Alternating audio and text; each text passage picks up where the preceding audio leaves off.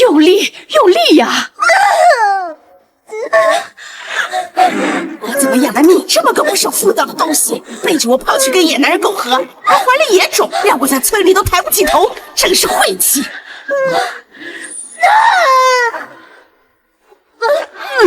生了。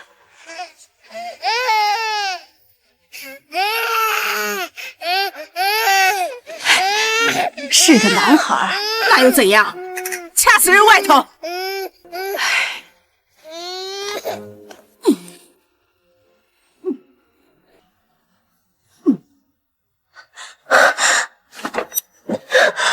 我的孩子呢？你把他怎么样？还能怎样？当然扔了，一个杂种，在这个饿死人不偿命的世道，难不成还留着养着？那是我的孩子，你为什么这样对他？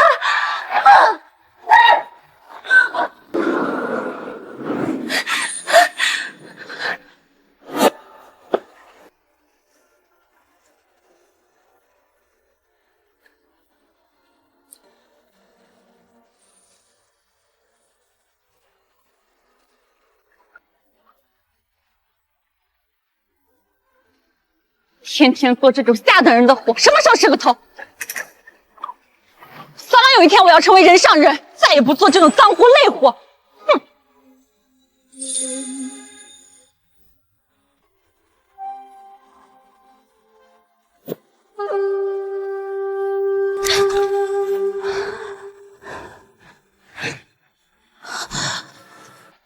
公子，公子醒醒！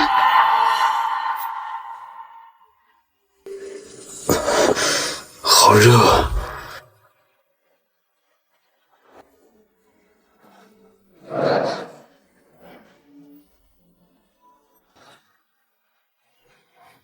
帮我，我会给你我的一切。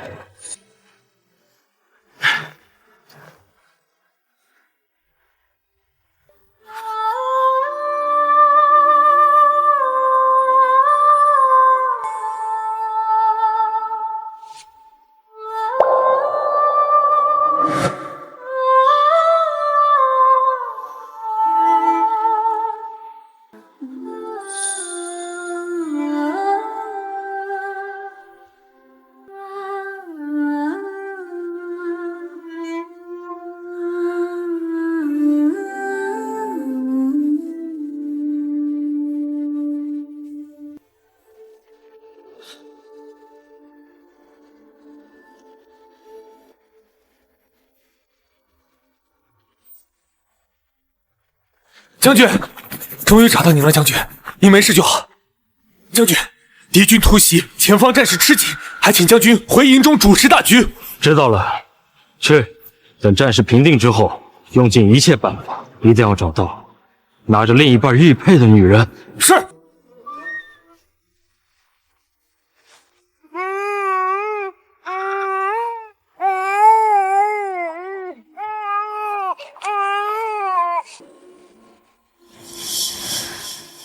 疼死了，劲儿那么大，就个一个馒头，睡得真亏。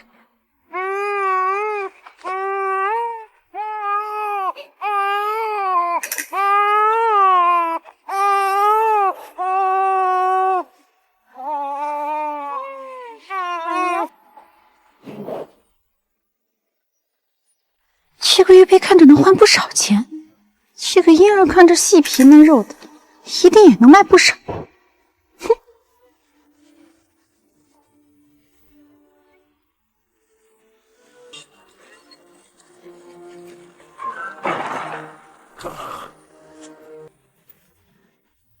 本将乃镇北大将军下属副将，现命你召集村内所有未婚女子，不得有误。哎呦，我女儿真有本事，出趟门竟然捡回来这么值钱的宝贝儿！哎呦，赶紧给孩子弄点吃的，要是饿死了，可就不好卖钱了。好，这就去。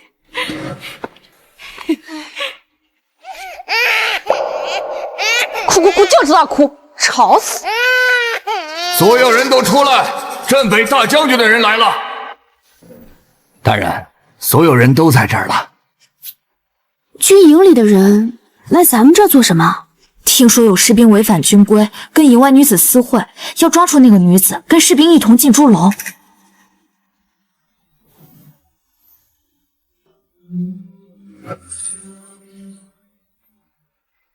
大家都听好了，现在呢，都挽起袖子，抬起右手。如果谁没有手攻杀，谁就是今天将军要找的女人。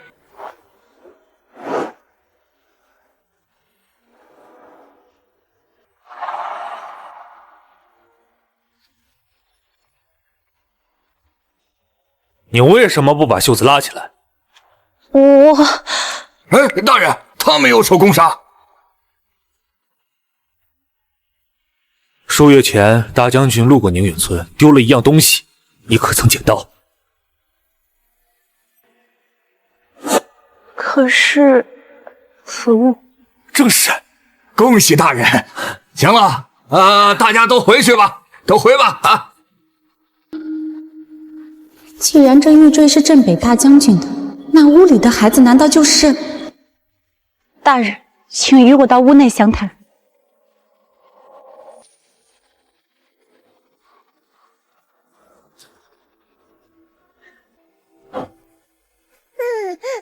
这难道是小世子？正是。太好了，大将军有后了！末将参见将军夫人，夫人千岁。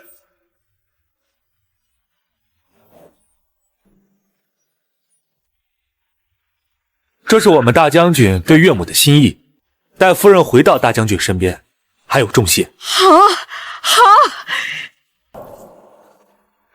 夫人，请。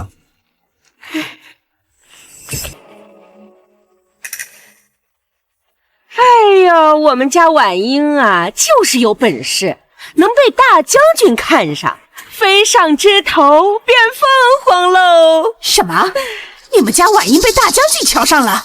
当然了，我们婉英不像你家残花败柳，还怀着个野种回家。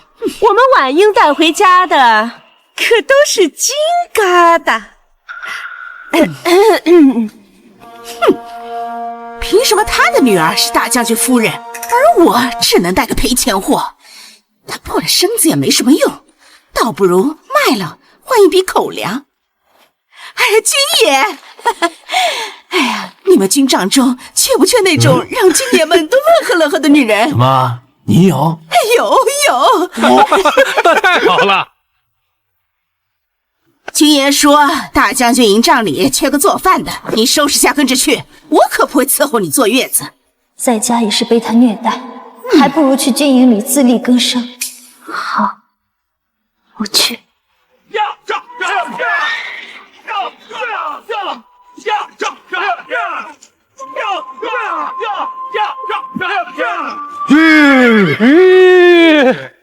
大将军真是归心似箭啊！当然，这孩子不仅是大将军唯一的儿子，更是我朝太子啊！我隐瞒皇帝身份，不为其他，只是为了与将士们同甘共苦。这海棠花最衬他，想来他定会喜欢。他为我生了儿子，这次回去，我定要封他为后。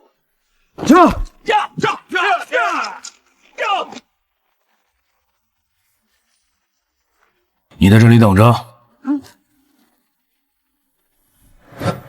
大将军对夫人可真好，那些绫罗绸缎可都是御赐之物，都送给夫人当衣裳。何止啊！这夜明珠世上可只有一颗，也都送给夫人当首饰了。大将军对夫人可真好啊！大将军的！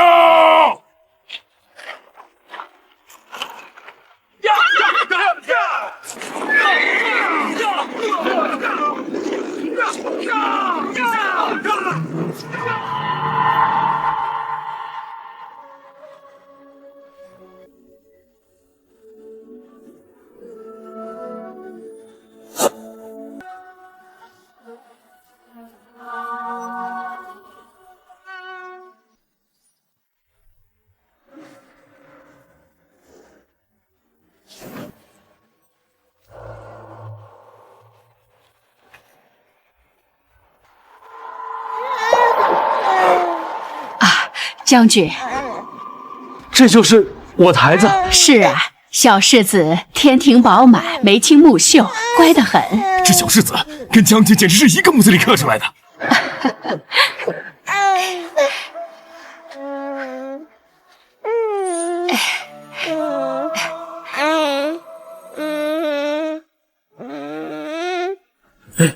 夫人呢？夫人身子辛苦，我一定要竭尽所能的补偿她。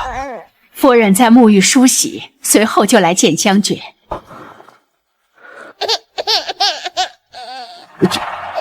这是怎么了？也不知道为什么，小世子一直不肯喝奶，就连夫人的奶他也不肯喝。这样下去，小世子就该活活的饿死了。什么？传我令，召集所有乳羊，谁能够让小世子喝奶，本将军必有重赏。是。哦，哎呀，这是哪儿？不是叫我来煮饭的吗？烧什么饭？你娘把你卖给我们当军妓了？什么？我不知道这个事情，他骗你们的，我不会当军妓的。哪儿那么多废话？伺候好我们兄弟几个，好处啊少不了你。你们干什么？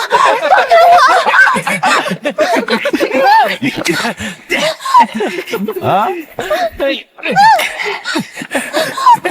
大将军有令，即刻召集所有城内外生育过的女子，为小世子寻找乳娘。我刚生完孩子，我可以给小世子喂奶。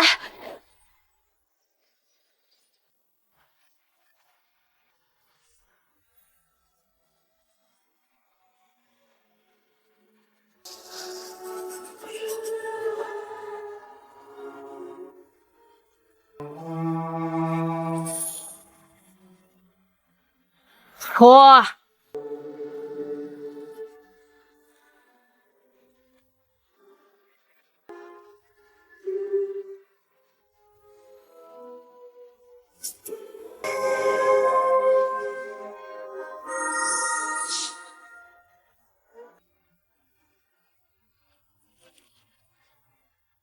身为乳娘，应玉峰圆润，丰满硕大。其身应如玉指暗香，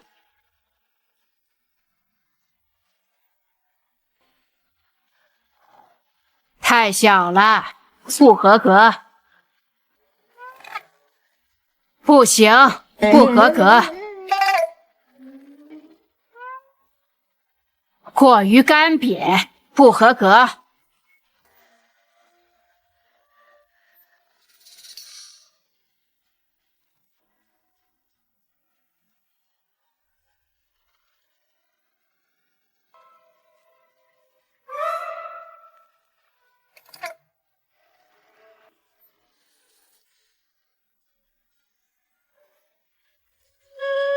老奴从未见过如此丰腴之人，奶水充沛多汁，必定能让小世子喝足奶。你们都退下吧，你跟我进去。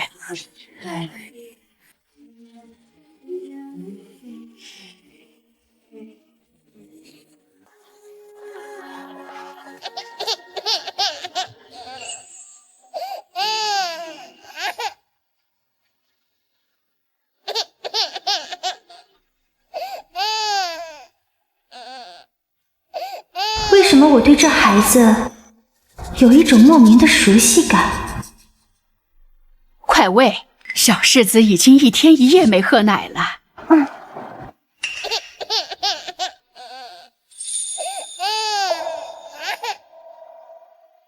真的喝了。如果我的孩子还活着，大概也是这么大了吧。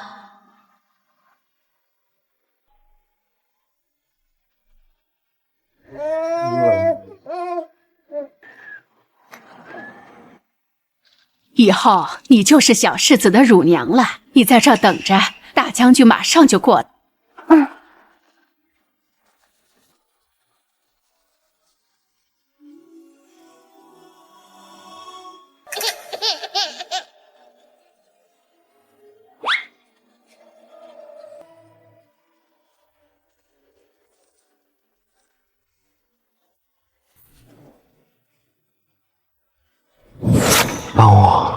我会给你我的一切。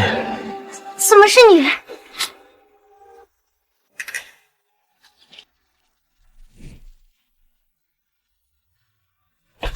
怎么是你？你怎么在这儿？莫非他是这营中的士兵？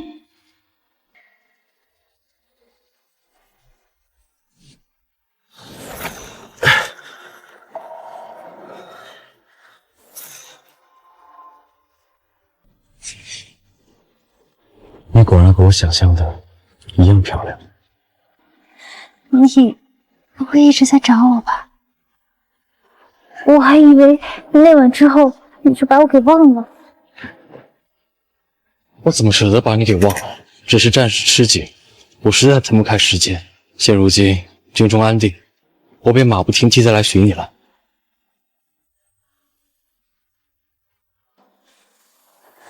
等等，这营中戒备森严，你是如何闯进来的？当然是大摇大摆地走进来的，谁敢拦我？你疯了！这里可是中军大营，擅闯者死。你一个小小的士兵，可不能为了寻我，连命都不要了。那又如何？不仅是军中大营，就算是皇宫大院，我也来去自理，因为我就是这是什么声音？是紧急集合的信号。什么？这支簪子你拿着，等仪式结束之后，我便过来接你。哎，你这人！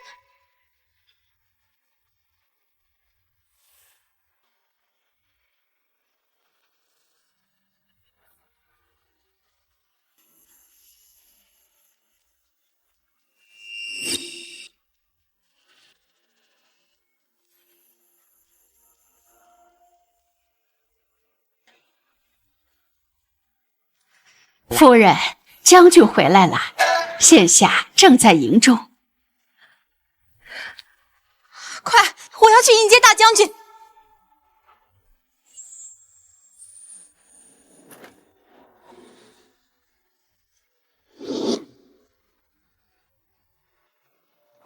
大将军马上回来。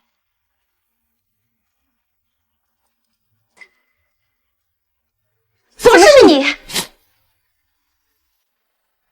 刘婉英，你怎么在这儿？放肆！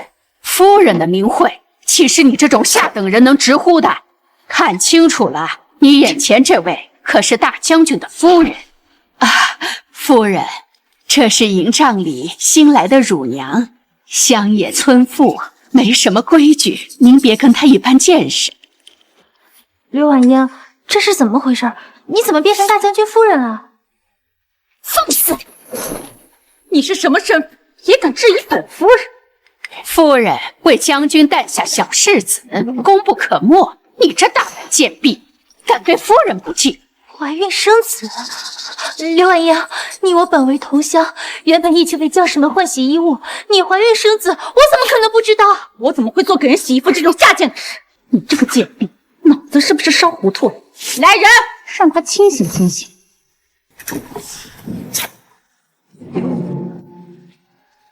我不是将军夫人，难道你是？好好教教他，让他知道什么是规矩，什么是体统。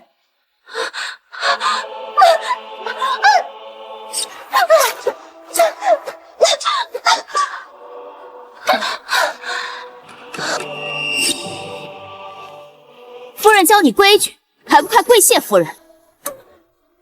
刘婉英，你怎么会变成这样？我们以前可是同乡啊！我们以前是同乡，可如今我是镇北大将军夫人，这军中无人不知，无人不晓。而你只是个卑贱的奴婢，你我之间是云泥之别，少来攀扯关系，别忘了自己的身份。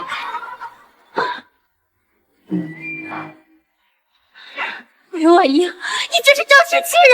是啊，你能拿我怎样？我是大将军夫人，一人之下，万人之上。惩罚你这个小小的贱婢，如同碾死只蚂蚁般简单，明白吗？没错，整个军中皆以夫人为尊，夫人罚你是赏，杀你也是赏，以下犯上，掌嘴3下，已经是夫人宽宏大量了。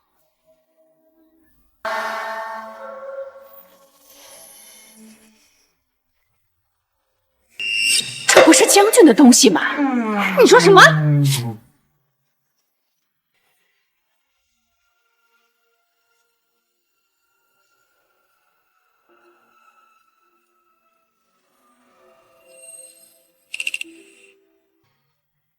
将军，将军，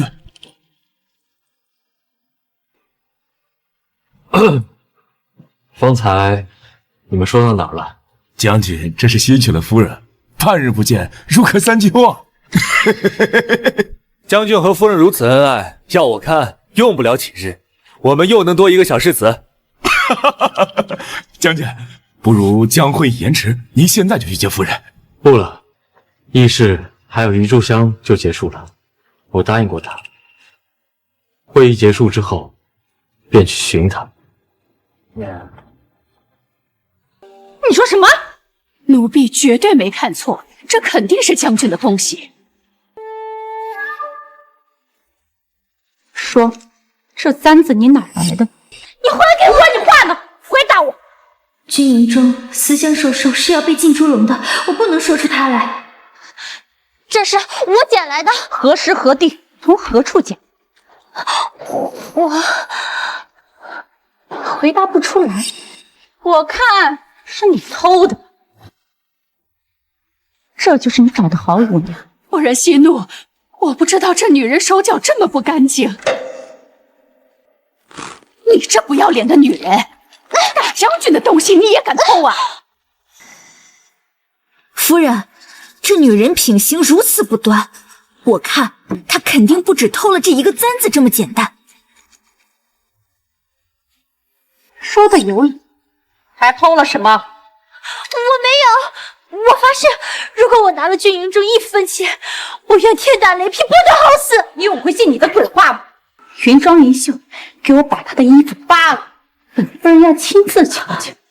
不要，不要！回夫人，她身上没发现其他的东西。婉英，三怎么说我们也是相识10几年的同乡，你为何如此对我？谁同你是旧相识，竟敢直呼本夫人的大名？我看你是活得不耐烦了。夫人，这蹄子会不会想偷些东西打扮自己，好勾引大将军？她毕竟是小世子的奶娘，以后难免会跟大将军有所接触。奴婢也觉得她是觊觎夫人您的地位，咱们不得不防呀。搞你个恬不知耻的贱人！竟敢想勾引大将军，把他给我拖到营帐外，我要让所有人都看清他的贱样！不要！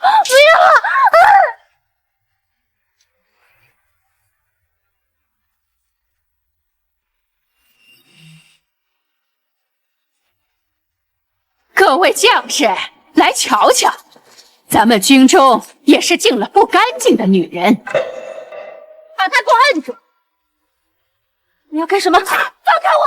既然你这么喜欢勾引男人，那我就在你身上烙个奴隶，让这军中所有的将士都看清你的真面目。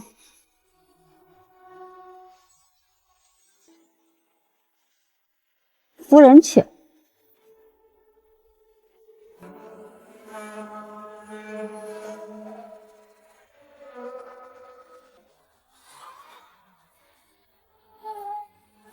不要！你不能这样对我！不要！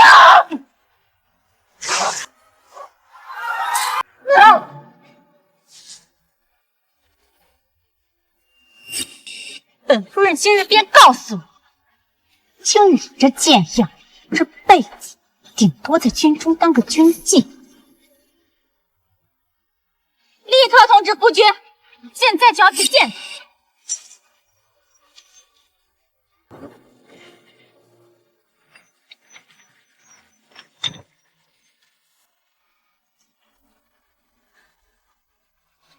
时辰到了，我们一起去迎接夫人。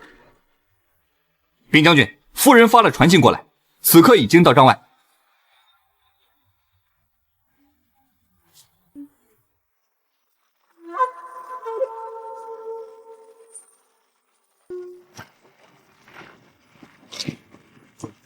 发生何事了？这个女人手脚不干净，偷窃大将军贴身之物，还企图勾引大将军，罪无可恕。你们都给我瞧好了，今天我就拿她做个例子，以后谁要是敢得罪本夫人，这是她的下场。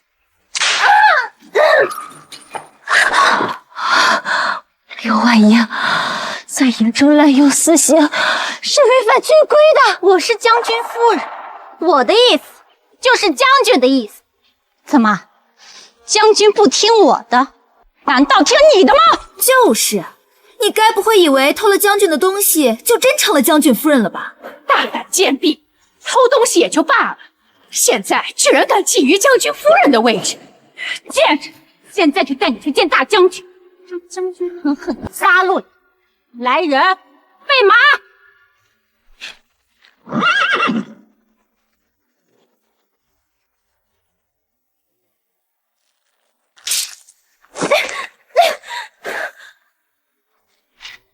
刘婉莹，你要干什么？军中有令，不得滥杀无辜，你这是在杀人！我是将军夫人，杀了你又如何呀？即使将军知道，也只会赏我。驾！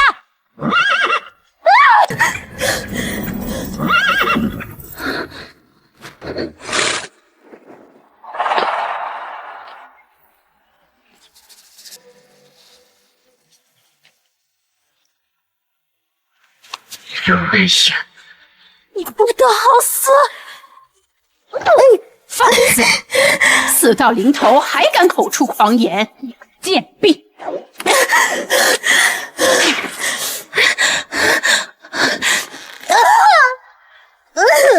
你就算诅咒我，也改变不了你一辈子贱籍的命。如唐明，注定被我踩在脚下，永世不得翻身。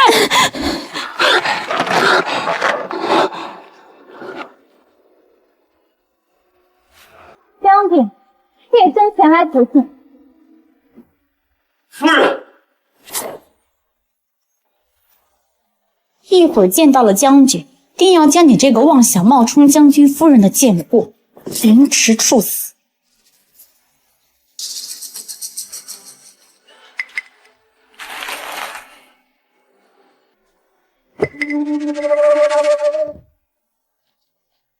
将军，妾身刘婉英见过将军。你是？将军，妾身是您接回来的夫人刘婉英啊，您忘了吗？这是怎么回事？将军，这位是属下按照您的要求，从宁远村带回来的夫人。她手中持有您的贴身玉佩，还抱着小世子，想必不会出错的。难道本家认错人了？这声音是他。你想做什么？将军，您这是什么意思？休想在将军面前胡说八道，闭紧你的嘴，不然让你死无葬身之地。这又是怎么回事？他是谁？这又是怎么回事？他是谁？将军，妾身正要同您说呢。这是军营里新来的乳娘，但是她一而再再而三的以下犯上，不把妾身放在眼里，还手脚不干净，偷取军营里的东西，您可要好好惩罚她。是啊，将军，如此品行不端之人留在军中，怕是会影响将士们对您的信心呢。请将军从重处罚。这到底是怎么回事？倘若她才是朕一直要找的女子，那之前见到的人又是怎么回事？她偷了什么东西？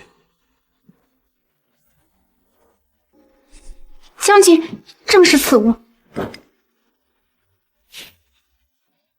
放开她！将军，这贱婢的容貌恐误了您的眼睛。你是在教本将军做事？奴婢不敢。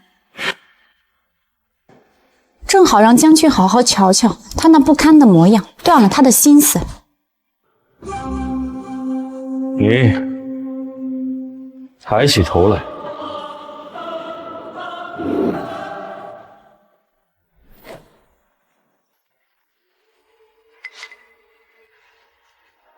他居然就是镇北大将军！怎么回事？我的嗓子怎么说不出话了？将军，不是他。说，你偷了营中的什么东西？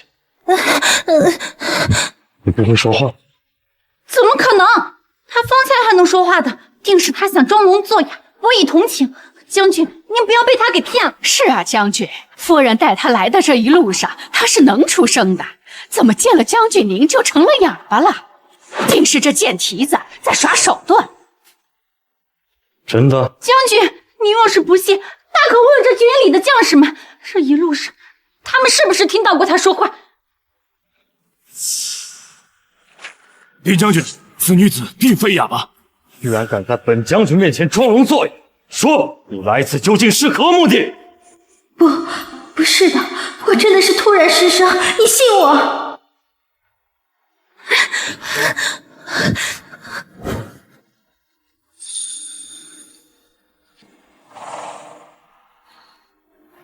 骤然失声，并非窃贼。你如何证明你是真的失声，而非装哑？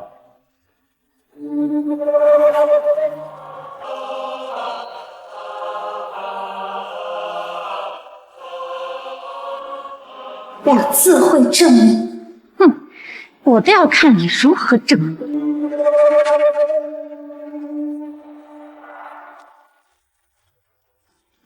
他这要做什么？难不成是要以手握炭？这炭火滚烫，寻常人用手指轻轻一碰，也会痛得死去活来的。他要是用手握炭，剧痛之下，也发不出任何声音来，就确实证明他已失声。不过是一味的装可怜博同情，以为这样就能糊弄将军了，真是可笑。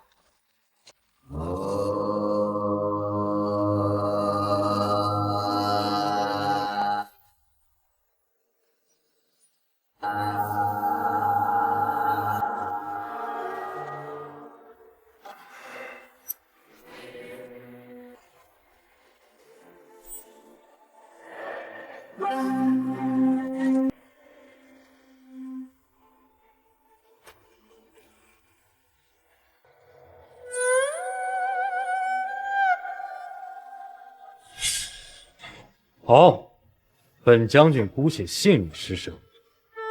告诉我，这簪子从何而来？你亲手所赠。什么？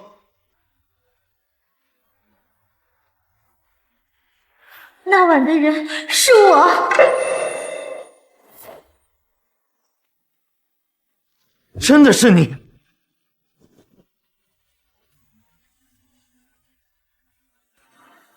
那晚是我。什么？难不成阮唐眠就是大将军一直要找的女人？阮唐眠居然是大将军夫人！将军，您不要信他的一面之词，他就是个军妓，满口谎言，万不能信呀！军妓？不，我不是。是啊，将军，军妓的话怎可相信？将军，不瞒您说，他叫阮唐眠，我们是同乡，我跟他自幼是一起长大的邻居，只是他在我们村里是出了名的不检点，如今他见我得了您的青睐，便想东施效颦，勾引您。是啊，将军，这贱婢偷了您的簪子，她就是为了打扮自己，好勾引将军您。住手！一切尚未分明，怎能滥用私刑？是，将军说的是。我还没问过你，你胸前是否有海棠花纹？什么海棠花纹？你没有？有，妾身自然是有的。将军，您说这话是在怀疑妾身吗？非也，只是此事疑点甚多，若要符咒，唯有当众验身，否则众将士们难以心服口服。将军，我到底是您的妻子，如何能在众目睽睽之下宽衣解带？这是要将妾身置于何地？将军莫要听信谗言，误会了夫人啊！将军，不如让嬷嬷带夫人去营帐验明正身，一来能让将士信服，二来不会影响夫人名声。住嘴！狗奴才，你是什么东西？竟敢对我和将军的事情指指点点！夫人误会了，属下只是为了夫人名誉着想，并没有其他意思。我乃镇北大将军夫人，你不过一个区区士卒，我用得着你来为本夫人着想，简直可笑！张副将随本将出身入仕多年，并非寻常士卒，况且他所言所行皆为你着想，你何须对他恶语相向？将军，我是您的妻子，更是小世子的亲生母亲，怎能因为一个军妓的一面之词，便对我这般折辱？早知来此时这般境遇，我倒不如跟着孩子一死了之。我倒不如跟着孩子一死了之。不要啊，夫人！将军，夫人对您情深意切，若只因一人之言而要夫人验身，恐怕会伤了夫人的心呢。将军，先前从宁远村接夫人时，他手臂上确实没有手工纱，而且他手中只有您的贴身玉佩，所有兄弟亲眼所见。小世子也是刚刚出生，这些都是千真万确，抵赖不得呀。原来从那个时候开始，刘婉英就想着攀龙附凤了。是啊，将军，即使你不认臣妾，也该认得这个玉佩吧？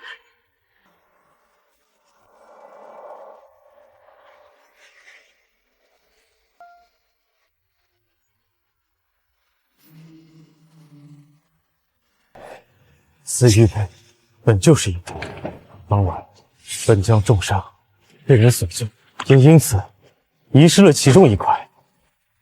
如此看来，你就是那晚的人。将军肯信臣妾就好。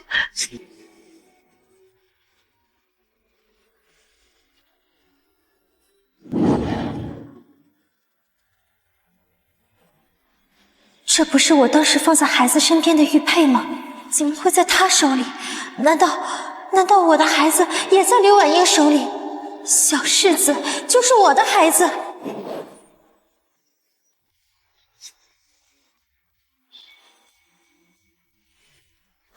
这玉佩是我的，簪子是你的，玉佩还是你的，服侍将军的也是你，你怎么不说小世子也是你生的？简直一派胡言！哼，我老婆子活了这么久，就没见过像你这么不要脸的。你怎么不说整个大夏都是你的？哼，空口无凭，居然异想天开，要污蔑夫人。我看他是想当将军夫人想疯了。将军，玉佩是我，世子也是我10月怀胎所生的，那晚的人是我，这桩桩件件都有人见证，你为何又是不近妾身呢？本将并非此意。那就请将军赐死软糖棉。请将军赐死软糖棉。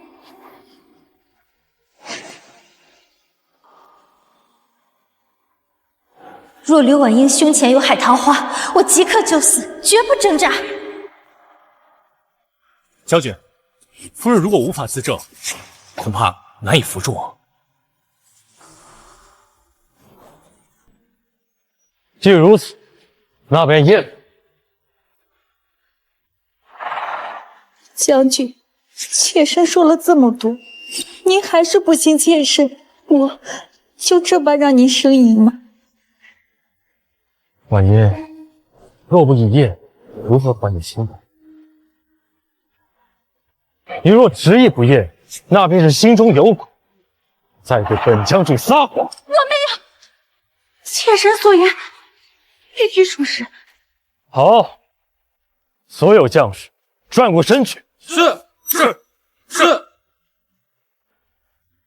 若是在此期间擅自转身，斩立决。将军，你下定决心要验吗？你我若本就是夫妻，这也是迟早的事，不是吗？你在此脱去外衣，若是真有海棠花纹，本将便信你。从今以后，你就是这军营之中唯一的镇北将军夫人。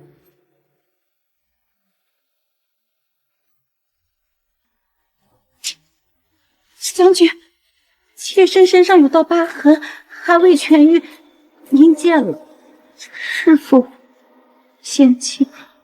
自然不。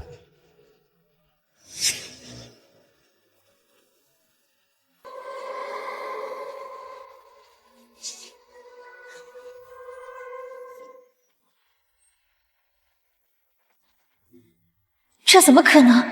他怎么会有一个跟我一模一样的海棠花纹？这不可能！幸好当初小阮唐年身上的海棠花纹好看，自己也模仿了一个，现在竟然真的派上大用场。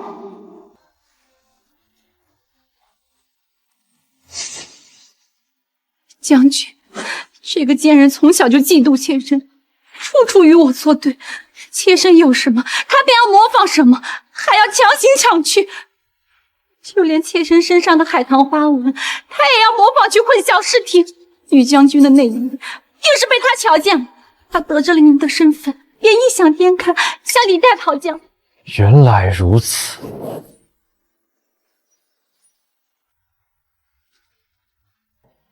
夫人，是我误会你，你莫要怪我。没有，你我本是夫妻，何来奸细？没错。将军与夫人琴瑟和鸣，是天造地设的一对。要怪就怪这个贱婢挑拨离间，无事生非。不错，这等居心叵测之人，若是留在军中，定会搅得大营上下鸡犬不宁。将军，您可一定要为夫人好好出了这口恶气呀！不是的，他在骗人，这花纹是他模仿我的，不是的，不是的。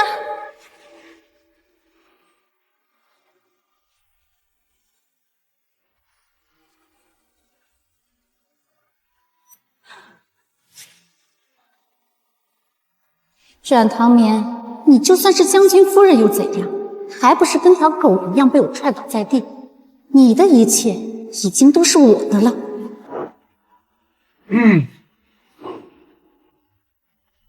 来人，将这冒名顶替的窃贼拖下去，斩立决！将这冒名顶替的窃贼拖下去，斩立决！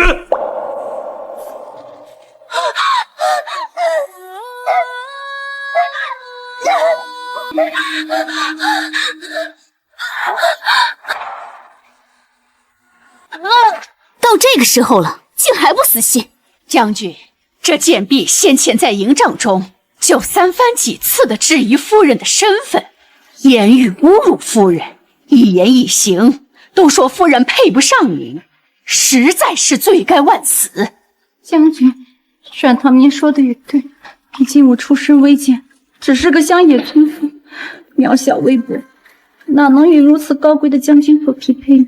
胡说！什么身份高低，那些只不过是身外之物。夫人在本将眼中，胜过世间万千女子，唯有你，才是本将认定的夫人。本将说你配得上，你就配得上。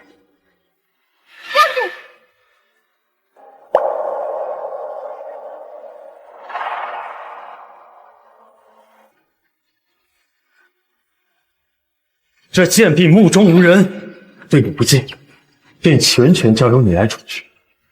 顺便让军营上下看清楚，你才是我断策的唯一之妻。是。来人，这个不知尊卑贵贱的贱婢，拿下！本夫人要将他戎马分尸，以儆效尤。本夫人要将他戎马分尸，以儆效尤。没想到夫人会有如此雷霆手段，戎马分尸，我们行军这么多年也未曾用过。是啊，我军只会对叛徒才会动用如此激情。夫人的性情似乎与之前将军口中的印象不太相符。谨言慎行。将军，您意下如何？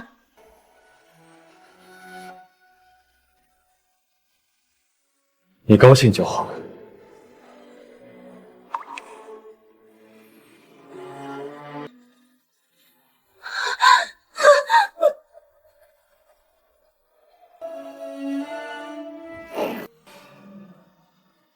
段策，你可知眼前人非彼时人，我才是那个救你、为你生子的人。你可知这一切都是他的阴谋诡计？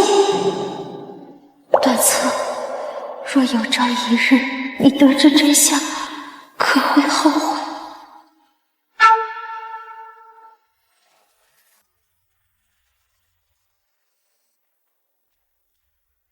看在你我是同乡的份上，等你到了地下，我会给你多烧点纸钱的。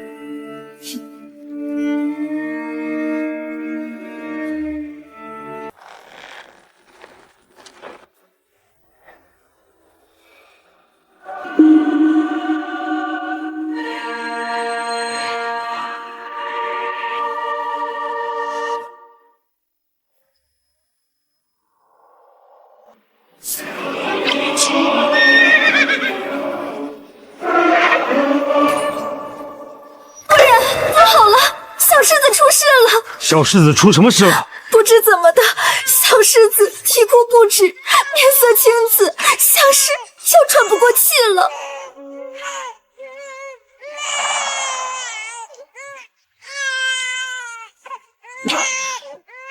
这……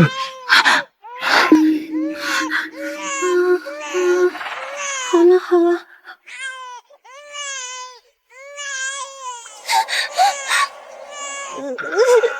小世子哭了这么久，定然是又饿又喘不上气来。小世子这样的情况持续多久了？已经有一会儿了。你是怎么照顾小世子的？奴婢知错，奴婢无能，之前都是乳娘带的，所以奴婢不知道啊。乳娘人呢？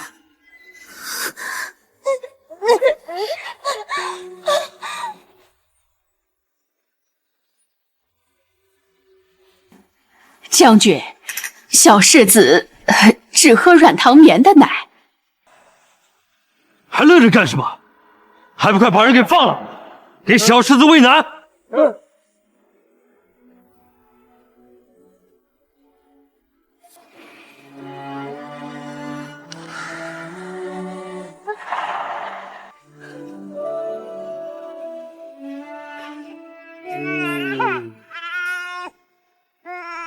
孩子，我的孩子！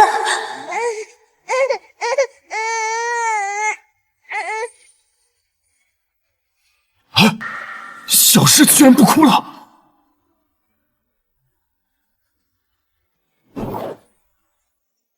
小世子居然不哭了！将军，看来小世子十分依赖于他，这个女子目前杀不得。那便姑且留下你的性命，好好照顾小世子，以此谢罪。你的命是因为小世子才留下的，从今以后恪守本分，勿要再想一些不属于你的东西，这样或许本将军还能饶你不死。听明白了没有？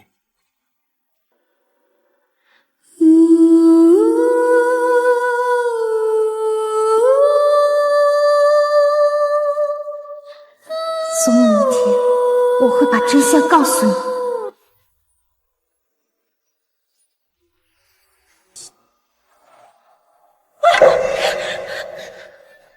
把他给我拖到银帐里。是。走。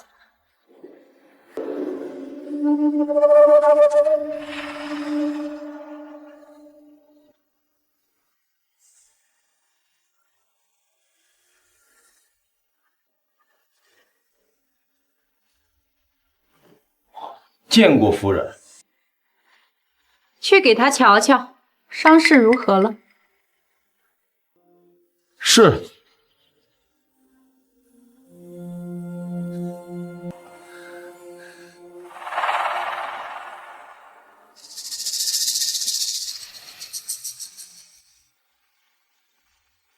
回禀夫人，他面容受到重创，嗓子也因吞咽过多泥沙而被划伤，恐怕短时间内是好不了了。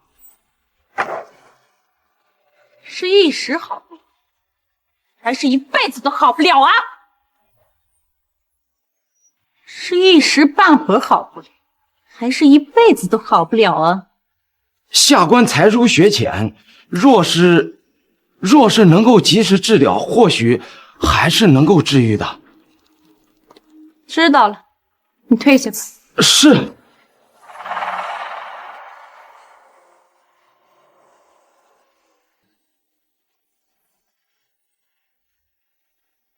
恨我吗？你到底想怎样？你们都退下。是。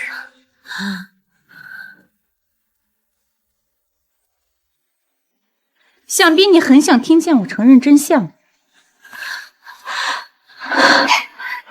是，我承认，我现在所拥有的这一切，都是从你手里抢来的，包括你的儿子，你的夫君。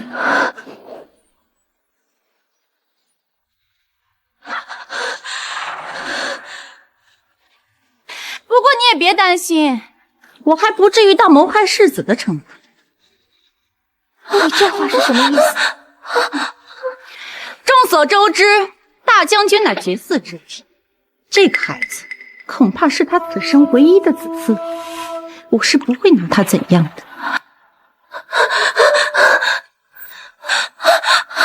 真的？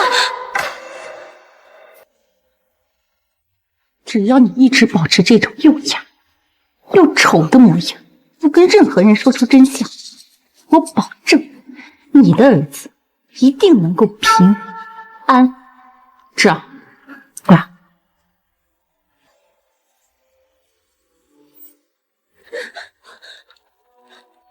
传本夫人令，从今往后，阮堂女就是整个军营里最的奴婢，人人得以其职。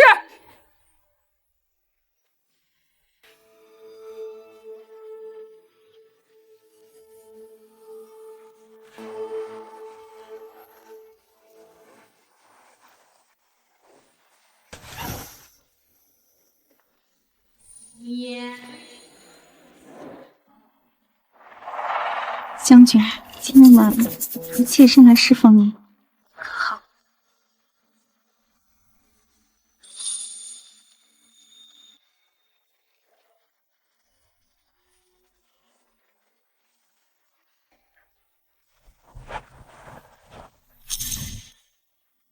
当初与你初见，那夜匆匆，说起来，怎么都是我对不住你。与将军的那一夜，温柔缱绻，妾身至今难忘。温柔缱绻，我被下的药性凶猛，怎么会温柔？将军，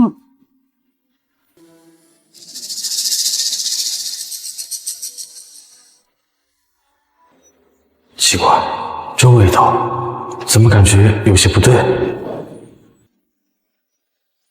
将军，我们……我突然想起，还有军中药物需要处理，你先歇息吧。将军，将军，将军！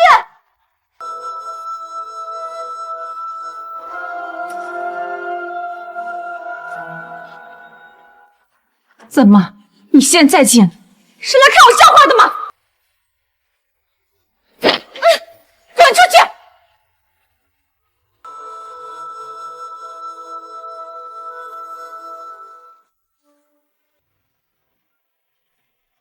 将军，本将命你再去宁远村问个明白。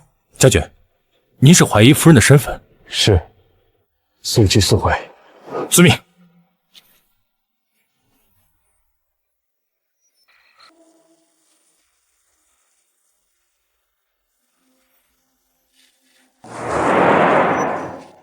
所幸先前带了些治病的草药，还差几天我的脸便能痊愈。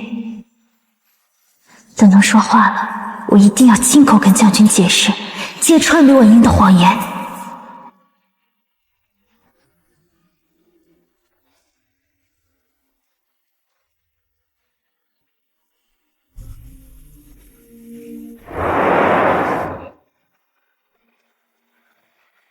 别跑！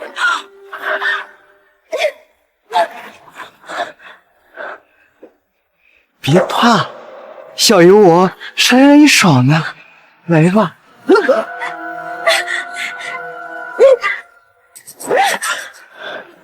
个还敢还手？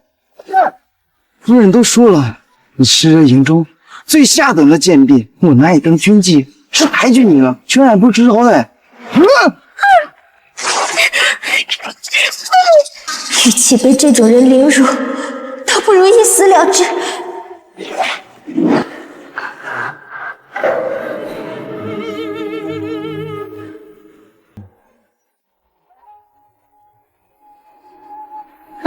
大将军，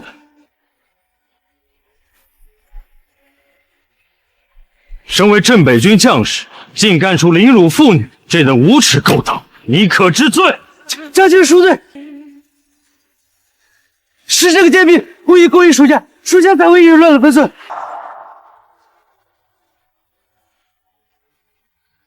是这样吗？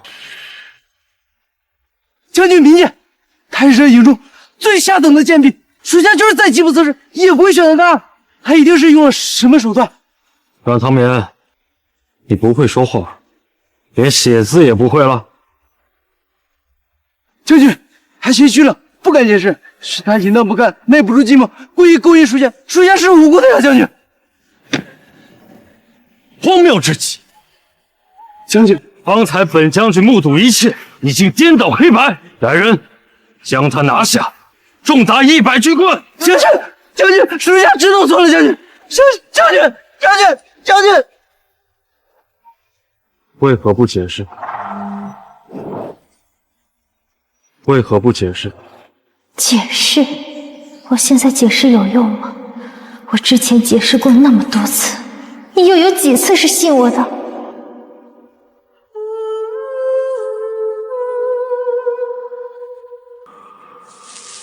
是非只在人心，解释只是徒劳。照你这么说，之前种种还是本将军冤枉你了。别以为本将军看不出你这以退为进的手段。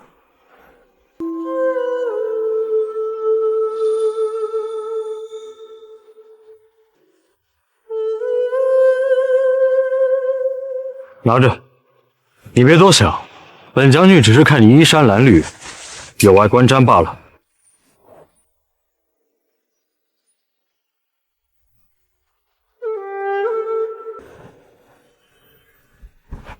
你别不识好歹，本将军让你拿着，你便拿着。你现在是小世子的乳娘，得好好保重身体，不然如何照顾好小世子？段策，迟早有一天，我一定会亲口告诉你真相。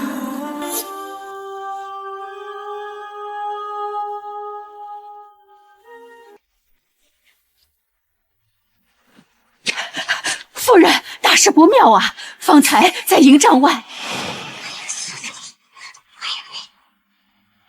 你说什么？将军竟然把自己的万一给了阮唐眠？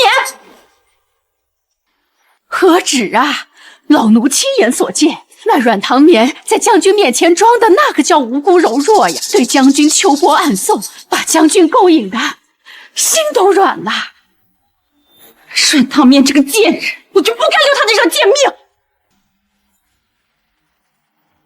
你过来，我要你去办件事。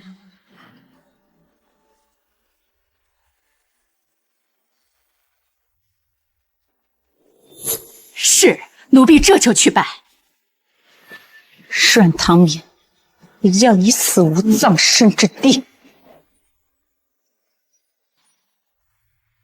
夫人，若是您真对阮唐眠下手的话，小世子若是闹起来，又该怎么办？那就找一个新的乳娘。我就不信了，这普天之下就他阮唐眠一个乳娘。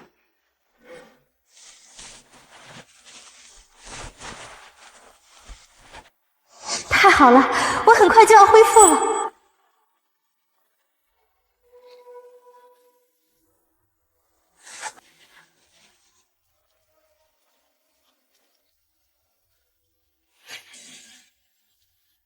我来瞧瞧小世子。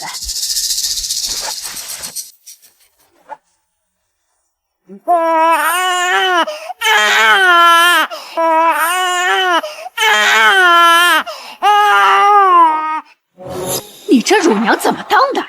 连个小世子都哄不好。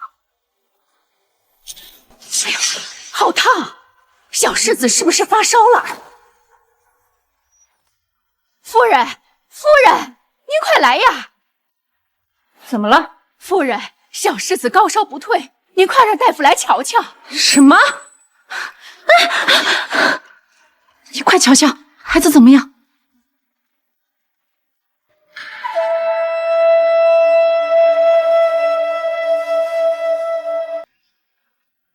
这是什么？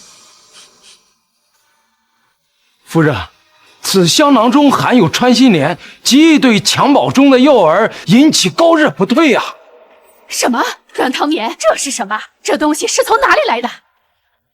好你个贱婢，是不是你故意将香囊放到小世子身边，妄想谋害小世子？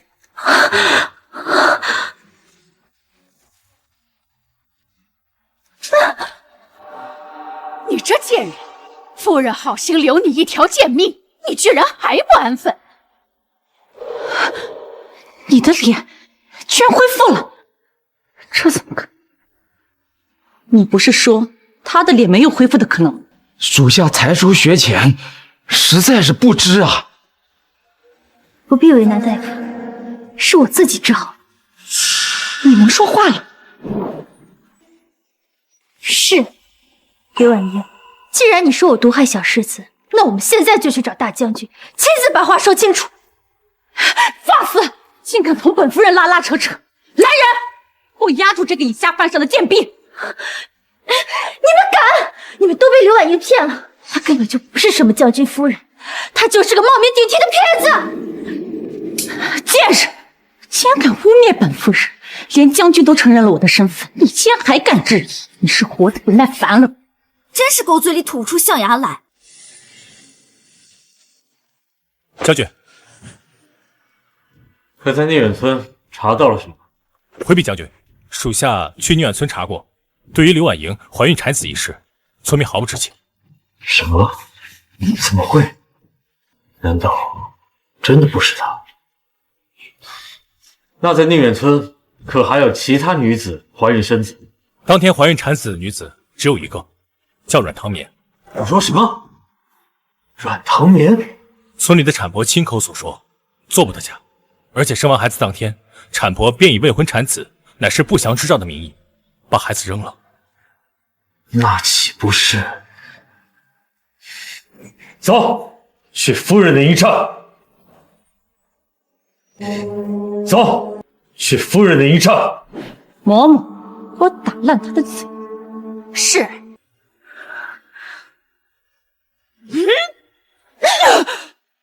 你敢还手？放开我！我要去见将军！见将军？你做梦！你药箱里应该有个药。夫人，你是要……你应该知道本夫人在营中的地，赐此一个妄想谋害世子的贱婢，应该名正言顺。是，属下遵命。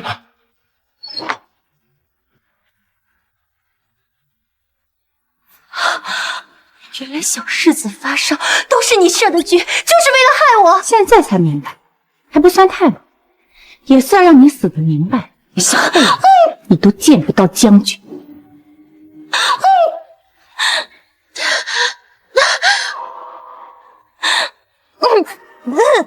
住手！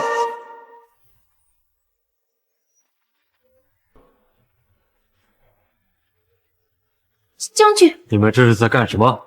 回禀将军，阮唐棉意图谋害小世子，证据确凿，夫人正在处置他。谋害小世子？将军，但凡我来的再晚些，咱们的孩子就要被暗害。究竟是怎么回事？方才小世子啼哭不止，高烧不退，经属下查验，才知道是襁褓中的香囊所致。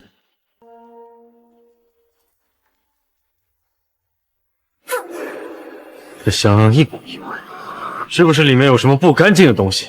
正是，此香囊含了有一种穿心莲，极易引起襁褓中的幼儿高烧、皮肤起疹等症状。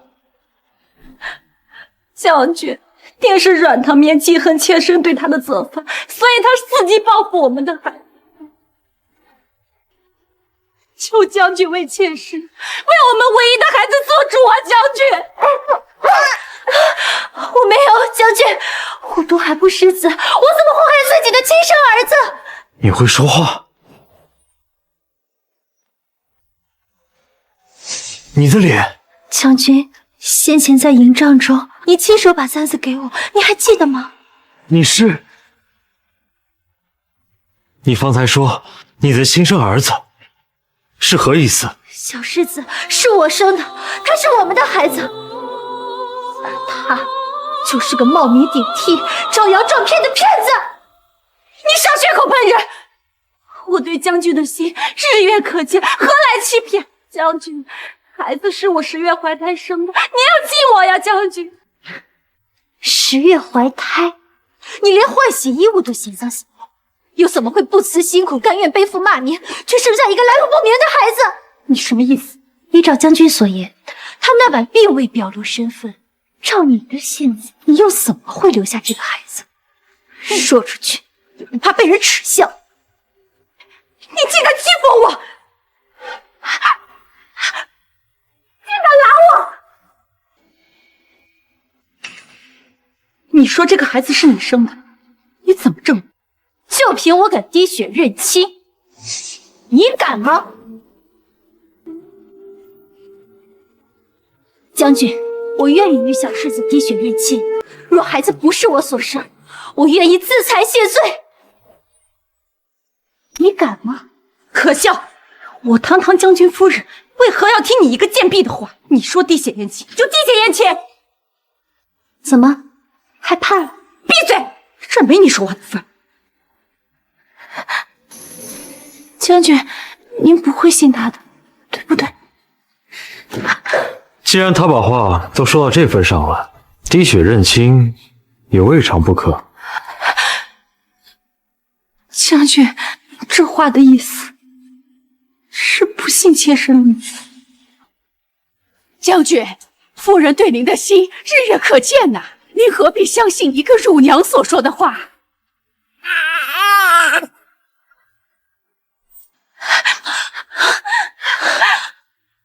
孩子，早知道我们来此是这般境遇，倒不如当时在村里自生自灭，不来这一遭了。夫人，不要啊！夫人，夫人，您何必如此呢？与其再次被几次三番的疑心，倒不如一死了之，也省得被人折辱。都是因为你个挑拨离间的贱婢，你到底是何居心？在本将军面前还敢动手，你好大的胆子！奴婢知错，奴婢只是一时看不下去，奴婢敢死，求将军恕罪。将军，连云秀都肯信我，为何您就不信呢？这个女人几次三番的挑拨我们的关系，您难道还不清楚吗？将军，究竟是谁挑拨离间，又是谁在撒谎？我们一眼便知，你又何须阻拦？你若是不肯滴血认亲，那便让软糖棉来，也碍不着你什么事儿。将军，你若是执意不肯，那便是心虚，欺上瞒下，可是要处以极刑的，你可想清楚了？何离，将世子抱过来。来人，备水碗。是。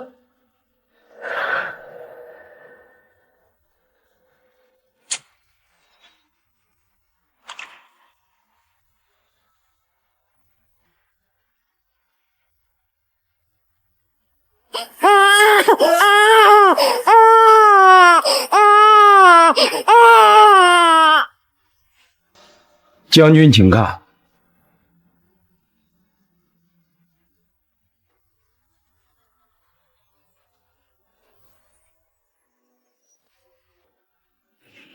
刘婉英，你还有什么话说？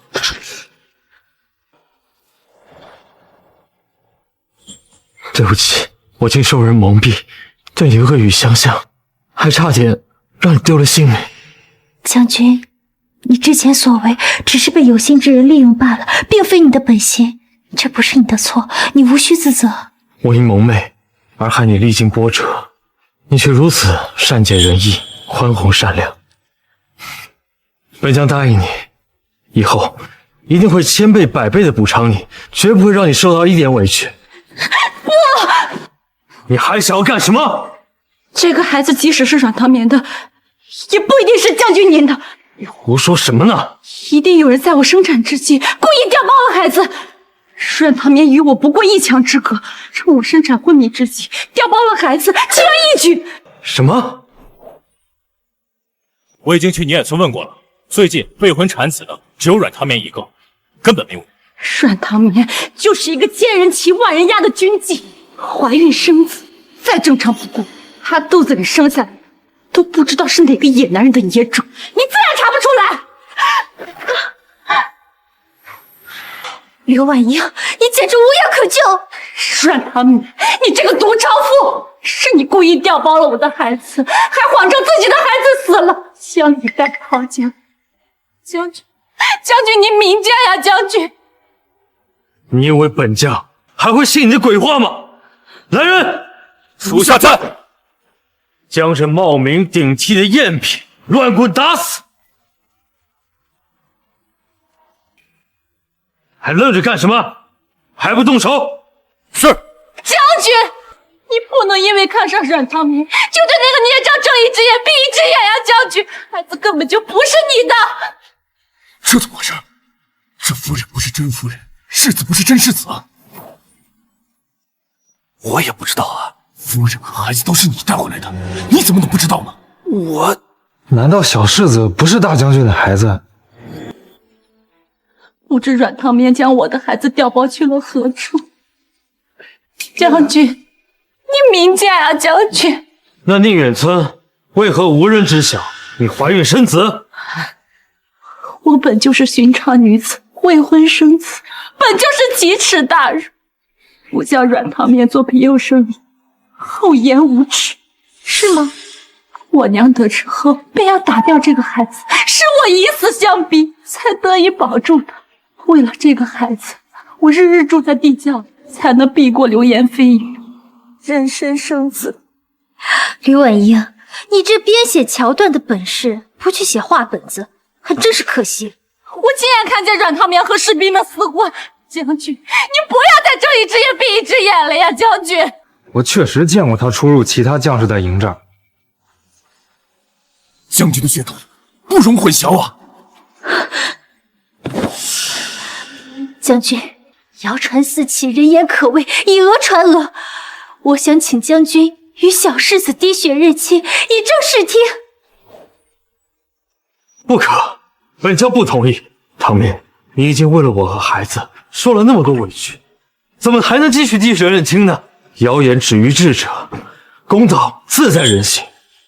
我已经认定了你，绝不会让任何人挑拨离间。将军，此时若不滴血认亲，将来必定后患无穷。一旦被有心之人利用，那将军日后与小世子的隔阂可就不浅了。将军，我问心无愧，只求一个清白。既然如此，那便依你吧。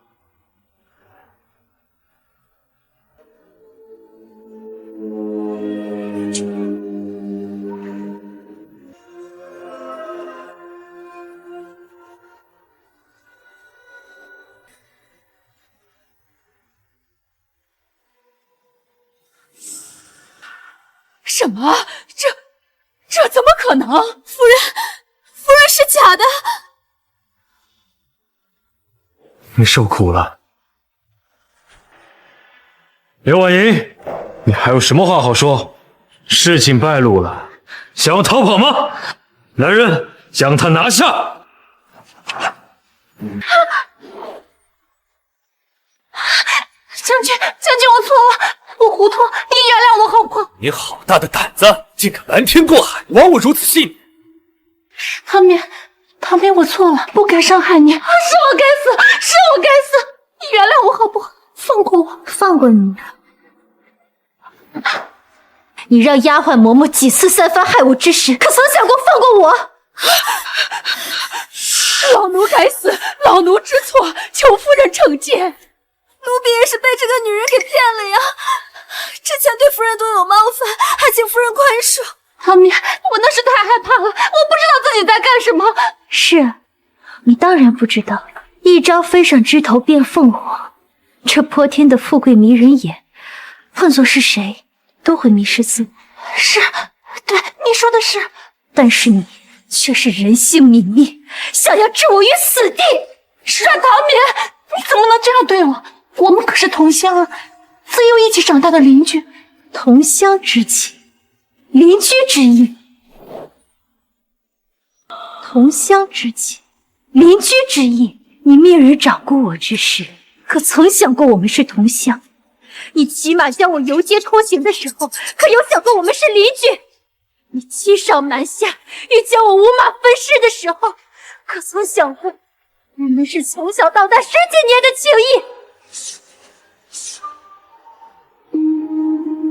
你说，你要我怎么原谅你？拜你所赐，这皮肉烧焦的滋味，我有是你。如此毒妇，若不施以重罚，俺体众怒，是应该重罚。来人，这几个人抓起来！不能杀我！我救了你们的孩子，你们不能杀我！说什么？那个孩子是我在村口捡到的，若不是我给他喂了水，他早就死了。我是你们孩子的救命恩人，你们不能杀我！村口？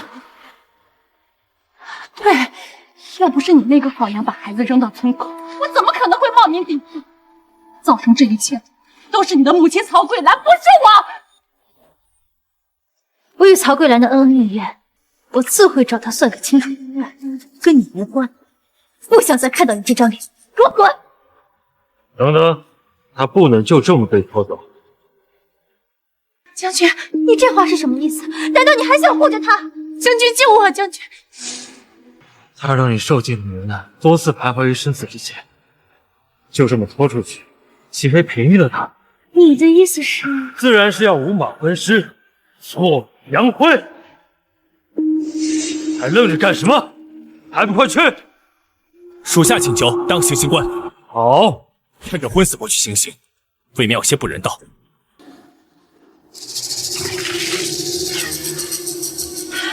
还是醒着行刑更为妥帖。夫人，您觉得呢？那就劳烦何夫将了。我还不想死，我还不想死，我还不想死！将军，奴婢也是被蒙在鼓里，还请将军网开一面，不要刺死奴婢。将军，求你看在老奴伺候您10几年的份上，饶老奴这一回吧。夫人，老奴知错了，老奴这就自罚。你们几个助纣为虐，但念在你们是受到了刘婉英的蒙骗，死罪可免，活罪难逃。你们几个自行出去领100军棍。是将军不杀之恩。属下办事不力，请将军责罚。确实该罚！你看你都办成什么事，闯出多大娄子！张副将莫要落井下石，若此事交给你去办，也未必找得对人。我自然不会找错人。我第一眼看见那个刘婉英，我就觉得她不是什么好人，只不过我一时说不出来而已。马后炮！刘婉英有将军的贴身玉佩，又有孩子，换作是谁都会认错。李将军也是无心之失，将军可否从轻发落？既然夫人发话了，我哪有不从的道理？自行领20军棍，此事就此作罢。谢将军，谢夫人。唐敏，今后我会好好补偿你，护你一世。你可愿意再给我一次机会？我自然是愿意的。将军英明神武，夫人温柔善良，简直是天造地设的一对啊！你兵练完了吗？回来干嘛呢？自然，我围着山丘都转了20几圈了。这个不解风情的愣头青！旁边，旁边！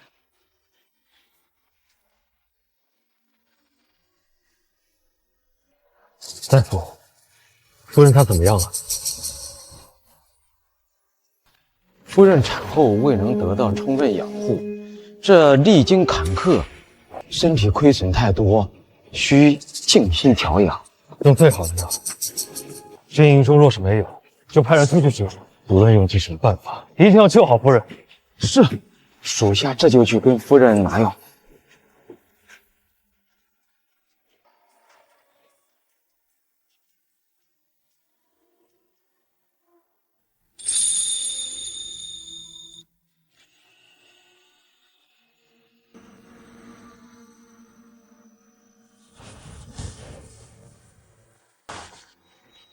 你现在感觉怎么样了？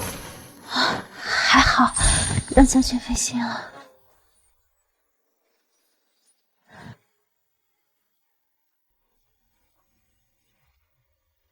来，先喝点粥，垫一垫。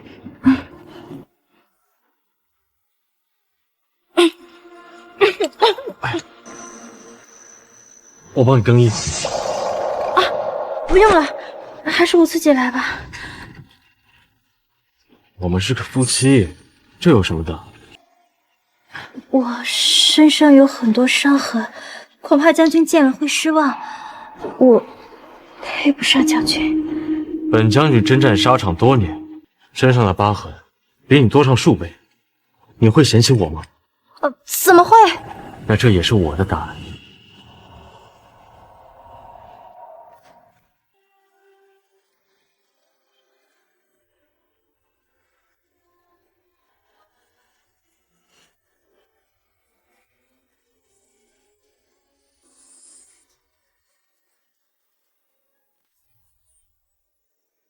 从今往后，你就是这军营中最尊贵的女人。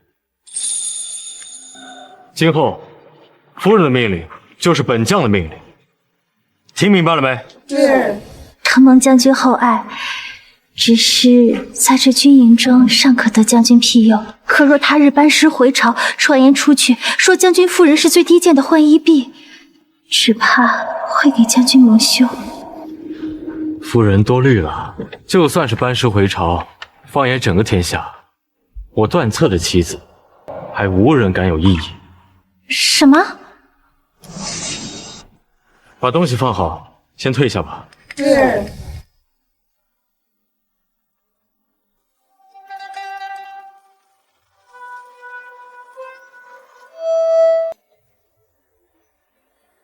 将军这是要做什么？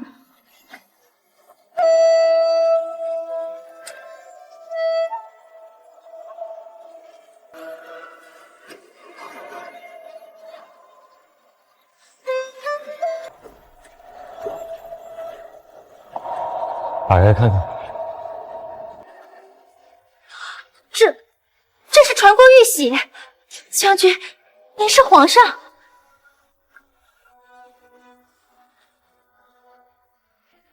参见皇上。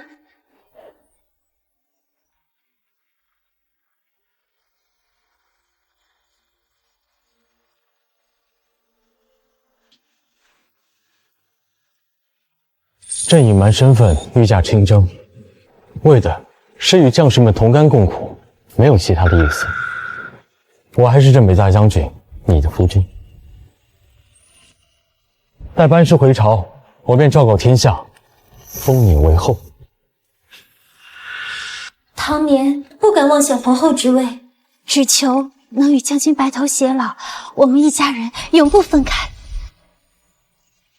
你历尽千辛产子，又遭受磨难，才与我相认。皇后之位，非你莫属。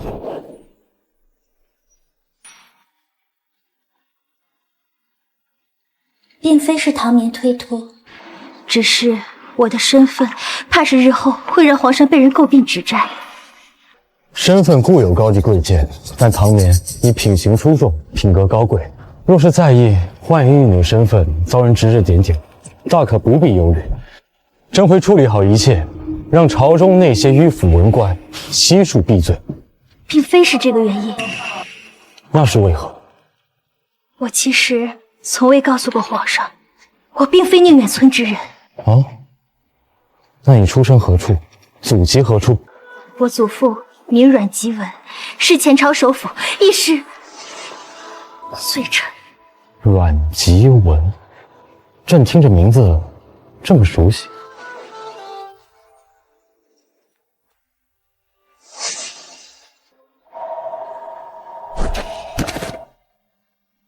20年前，祖父因文字狱一事而被先帝下入大狱，阮家上下皆遭受牵连。祖父为保护阮家一脉，在狱中自裁谢罪，而我与父亲则躲进了宁远村。陛下，唐冕虽为罪臣之后，可我相信祖父他是清白的。当年文字狱一事，定是有人在做陷害。你如何确认？父亲曾说，大理寺在阮家找到了意图谋反的失策，因而惹怒了圣上。可我祖父是武将出身，平生最讨厌舞文弄墨。若他真有意谋反，手握重兵，直接反了便是，何须收藏此等失策？手握重兵，首辅，莫不是与萧家有关？此事朕心里有数，一定会调查清楚。何林，属下在。即刻命人回京，让大理寺的人把20年前阮吉文的案卷调出来，待朕班师回朝，亲自查阅。是。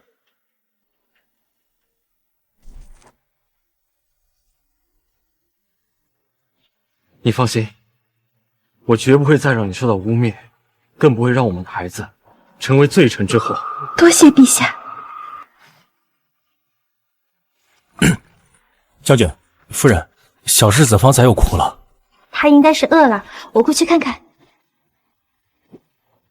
我和你一同过去。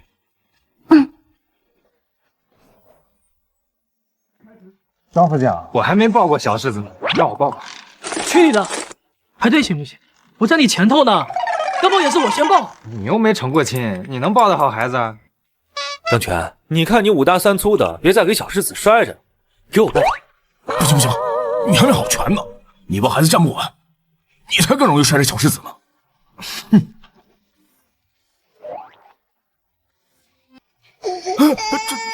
他怎么突然哭起来了？我觉得要不就是饿了，要不就是尿了。啊？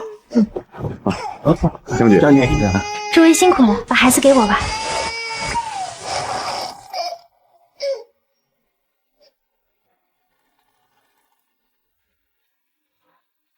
你看，小世子都笑了。自从夫人来了后，这孩子谁都可以抱，看见谁都笑，聪明的很。啊，对，将军，小世子是不是还没起名字呀？对呀，将军，给小世子起个名吧。夫人来取吧。我？你10月怀胎生下他，孩子的名字由你来取，最为合适不过。我有嘉宾，德音孔昭，就以昭字为名，将军觉得如何？昭，段昭，好，好，我段策的孩子就叫段昭。将军，我还有一件事想让将军同意。何事？我自小在宁远村长大，深受村民们的恩惠。如今我今时不同往日，自当回报当年村民们的养育之恩。夫人言之有理。李副将，你速速去备上厚礼，我要同夫人一起去宁远村，封赏宁远村众人。是。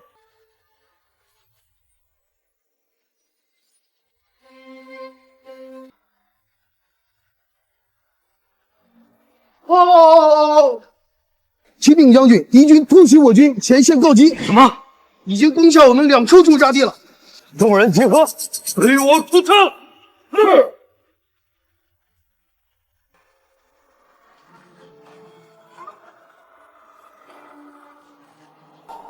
等我回来。将军。场上刀剑无眼，你千万小心。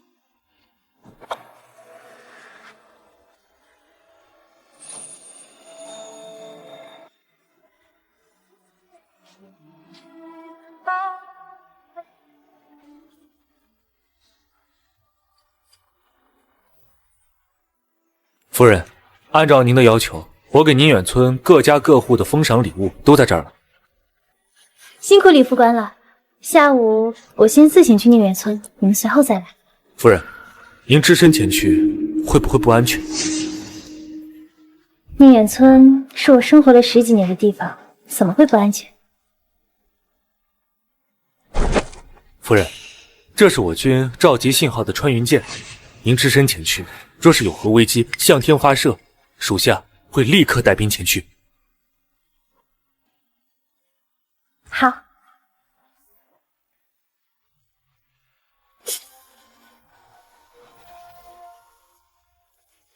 谁呀？大清早的吵人睡觉，不想活了？陶姨娘，好久不见啊！阮唐年，你怎么回来了？这里是我家，我为什么不能回来？你不是在军营当军妓，怎么有功夫回来？果然，当初你是故意送我去军营，想让我当军妓。是啊，你这种残花败柳，当军妓不正好吗？我看你当的挺好的呀。我在军营并非是当，我父亲的事情，曹桂兰应该知道什么。若我现在贸然以将军夫人的身份质问她，曹桂兰定然不会说实话。行了，你回来什么事？我父亲当年曾经留下一册书卷，不知现在在何处。什么书卷？那老病鬼的东西，我认的认，烧的烧，肯定没留着。不可能，那书卷里夹杂着这间房子的地契，你怎么会丢掉？这贱蹄子，难道是特地回来抢房子的？不行，我可不能让他得逞。我说没有就没有，你烦不烦？赶紧走！我此番回来只是为了书卷，不是为了争别的。桂兰，谁呀？柴叔，你们是什么时候勾搭到一起的？你说什么呢？你嘴巴放干净点！我跟老柴什么事都没有。桂兰，你这话什么意思？之前不是你跟我说的，你跟我好这房子，我俩一人一半吗？什么？什么？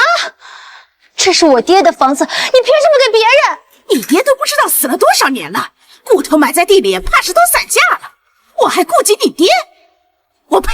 眼下这房子是我的，我想给谁就给谁。难怪当初这么着急把我送去军营，难怪我回来你如此心虚，原来心里早就有了这个打算。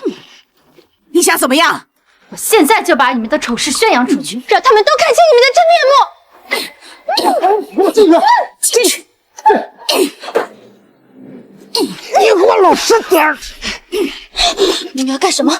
我警告你别乱来，不然后果自负。你还敢威胁我？你不过是个伺候氏族的小蹄子，你有什么能耐来威胁我？嗯，放开我！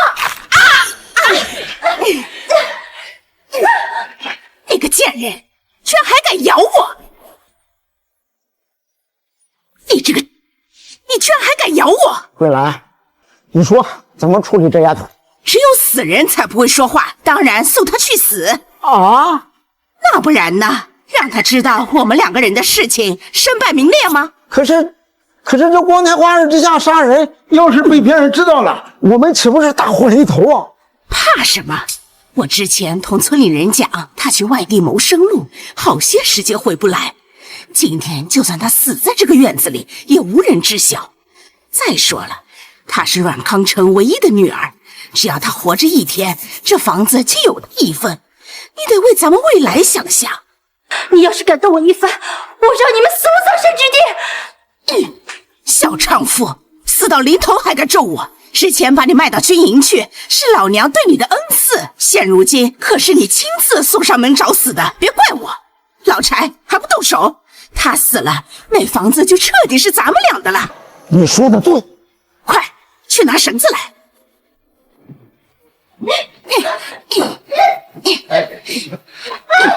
给我别了，你给我来！曹曹婶在家吗？曹婶在家吗？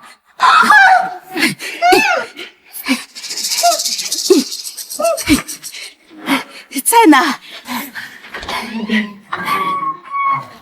村长，您找我有什么事吗？我们宁远村有桩大事儿，这将军夫人要回村省亲，并且还要封赏我们宁远村是吗？听说还给我们每家每户都准备了厚礼，所以我这特地来叫你去村口集合等赏赐呢。好好，我收拾下就去啊。别过来使劲！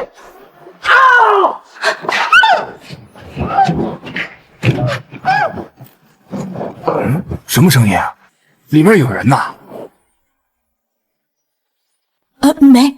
没人，怎么会有人呢？肯定是附近的野猫。等一下，我去打死它！给我回来！你想往哪儿跑？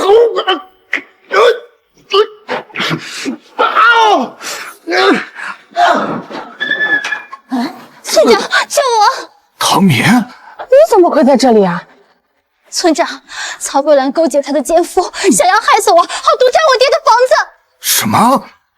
哎呀，家门不幸啊！常言说家丑不可外扬，这件事我们不想人人都知道，只是，哎呀，什么事儿啊？像我曹桂兰累死累活一辈子，膝下只有唐眠这一个女儿，不求她飞黄腾达，只求她本本分分做个正经人，没成想她竟做出这么不要脸的事情来。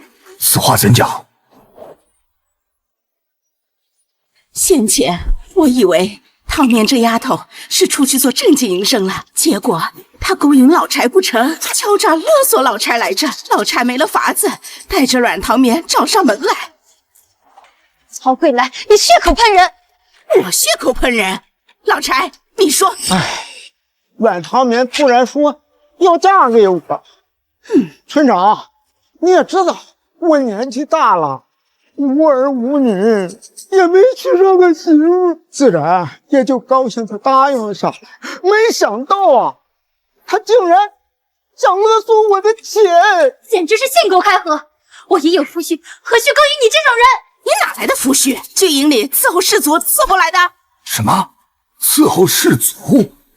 唐眠，你不会是……没错，他就是在军营里当军机。唐眠呀，唐眠，你是从小我看着长大的，你怎么能做出这种丢人的事情来呀？二位有所不知啊，镇北大将军军营中最忌讳这种军机，他只是冒着杀头的风险赚银子。若是被将军知道了，我们整个宁远村会受到牵连的。那可如何是好啊？那大将军的夫人马上就要回来了，若是让他瞧见咱们宁远村出了这么个败类，咱们全村岂不是就要颜面扫地了？村长，村长，趁夫人未到，我们先处死了这个小贱人，将功补过。你觉得该如何处置啊？对付这种不知廉耻的小贱人，就应该当众点天灯。点天灯？什么是点天灯？就是倒点人油啦，将那犯事的人用麻布包裹，再泼上油蜡，头下、脚上拴在挺高的一根木杆上，从脚上点燃。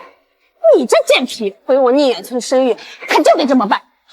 村长，我们10几年的乡里，你就要因为曹桂兰的几句话，就要让我点天灯？怎么不服？村长，若你们真的轻信了这对狗男女的话，叫我点天灯，恐怕整个宁远村都会因为你而死无葬身之地。若是让将军夫人看到了，没了赏赐，可是得不偿失啊！你吓唬谁呢？就照你说的办吧。村长，你自己不知廉耻，就别怪我无情。好，那既然如此，没有必要给你们留情面。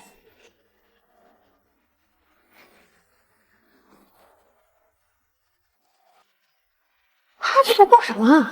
是大出事罢了，难道还能搬来救兵不成？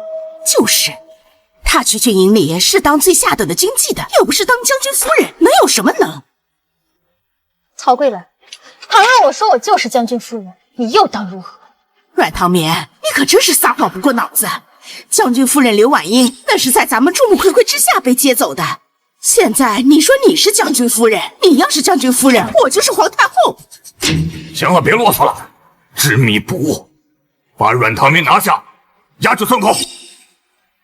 是，我真是镇北大将军夫人，你若不信，去军中一问便知。你是将军夫人，那刘婉英又算什么？她可是李副将亲自认定的，她就是冒名顶替的，就连那个孩子也不要非她所处。你是不是想说那孩子是你的？哼，做什么青天白日梦呢？你的孩子我早弄死了。行了，别啰嗦了，赶紧把他押走，一会儿将军夫人马上就到，时间耽搁不得。押走！你们会后悔的。走。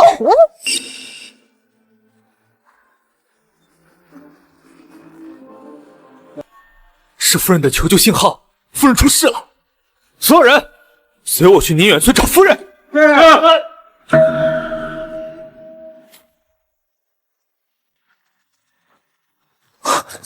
将军，夫人出事了。什么？夫人执意要只身前往宁远村，属下担心夫人会出什么意外，便赠予了她穿云箭。刚才看到穿云箭的信号，想来定是夫人出事了。小马，去宁远村。是。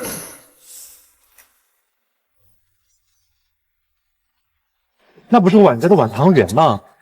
他怎么了？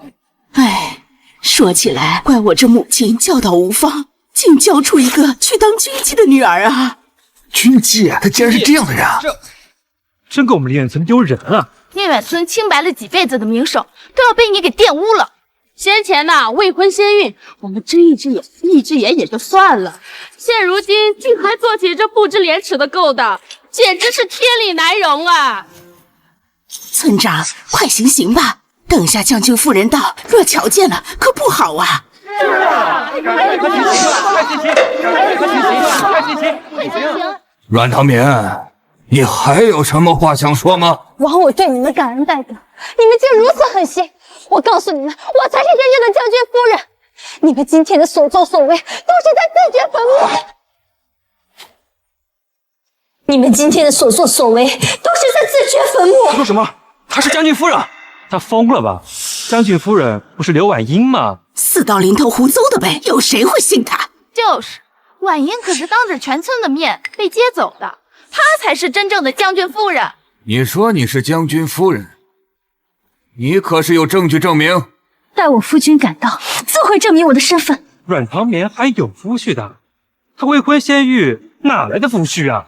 村长，你可别被他骗了，他就是在拖延时间。他一个人人践踏的破鞋，哪里有夫婿？就算是有，充其量也是个虾兵蟹将，配他这个下等军妓正好。村长，您别再犹豫了，万一让将军夫人看见这一切，觉得丢了她的面子，回头收了我们的封赏，可不好。就是啊，快行刑，快行刑吧！行！这就是我感恩多年的村民，为了区区封赏，不分青红皂白，便要将我点天灯。既然如此，那就按照诸位乡亲们的意愿，处以阮唐明极刑，以正视听。好。村长，这是我最后一次奉劝你三思而后行。你们现在收手一切都还来得及，等我夫君赶到，你们连后悔的余地都没有了。哼，你以为老夫是被吓大的吗？不敢，我只怕村长受人蒙蔽，有眼无珠，随后酿得凄惨下场。你这个小娼妇，如今到了这般地步，居然敢口出恶言辱骂村长，可见这女子有多歹毒！我呸！冥顽不灵！来人，泼油了！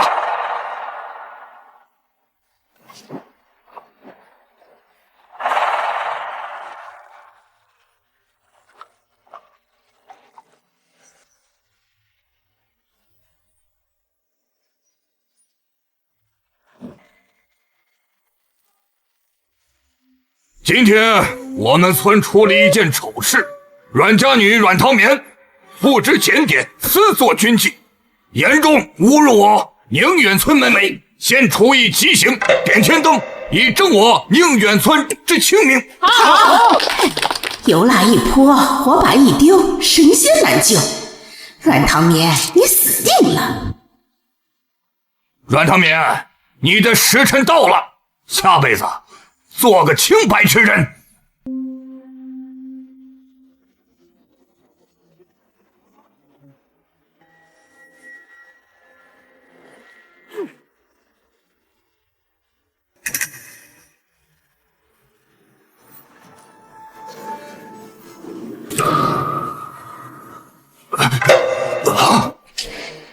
谁敢动我夫人？谁敢动我夫人？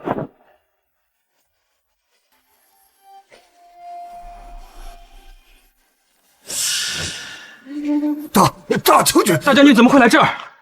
婉英不是说是将军夫人吗？对啊。唐敏，你怎么样了？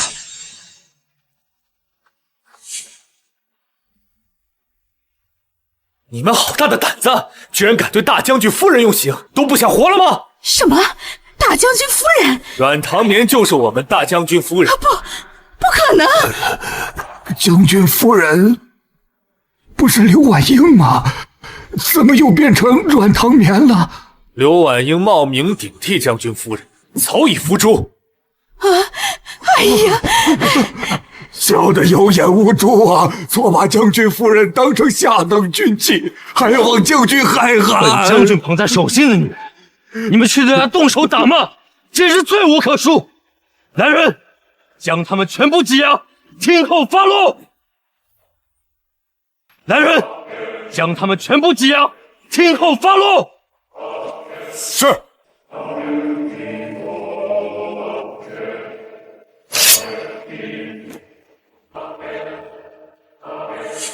唐敏，你放心，有我在，我定会替你讨回公道。枉费夫人对你们心心念念，还挨家挨户为你们准备了礼物，一群白眼狼！小的知错了，请夫人网开一面。念在我从小看着你长大的份上，请你饶了我们吧，饶了我们吧，饶了我们吧！从小看我长大，你不也放任村民们将我点贴的吗？若非我夫君及时赶到，我现在就是尸骨一具了。唐敏，我们都是听了曹贵来的，挑拨离间，并不是有意要为难你的呀，唐敏。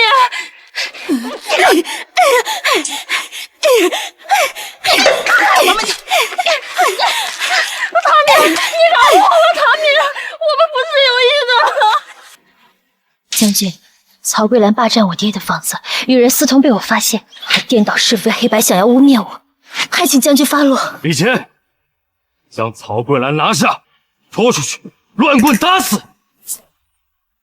将曹桂兰拿下，拖出去，乱棍打死！是，带走。唐绵饶命啊！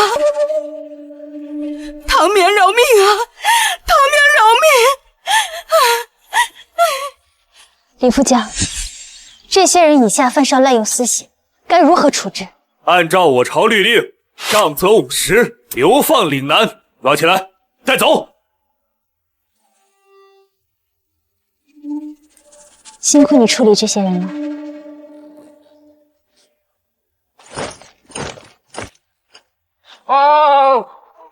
启禀将军，朝中大理寺传来急报。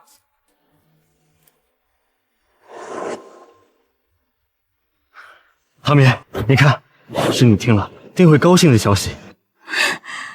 我阮家一案查清楚了，想来是当初萧元简为了上位，取而代之，才对你们阮家痛下杀手。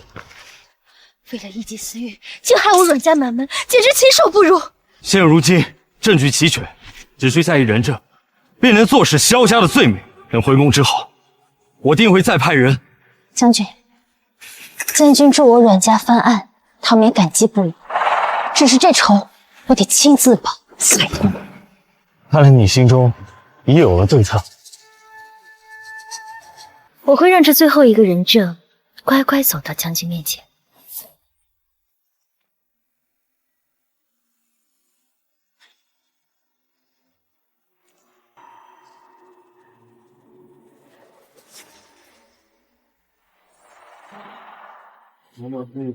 娘娘，贵妃娘娘，皇上回宫了。皇上回来了，圣驾到哪儿了？快到神武门了。快，替本宫更衣，本宫要亲自迎接皇上回宫。皇上并非一人回来。你说什么？皇上身边带了一妙龄女子，都已经安排进芳菲殿了。岂有此理！本宫才不在皇上身边一段日子而已，什么人都敢钻空子勾引皇上。走，随本宫去看。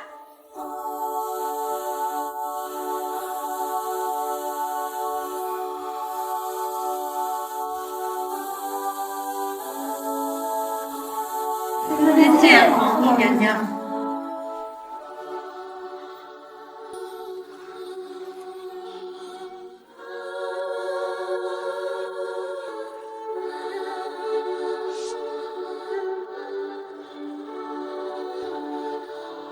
未央宫尚未修缮好，得委屈你带着芳菲殿暂住一段日子。只要能跟皇上在一起，臣妾在哪儿都不觉得委屈。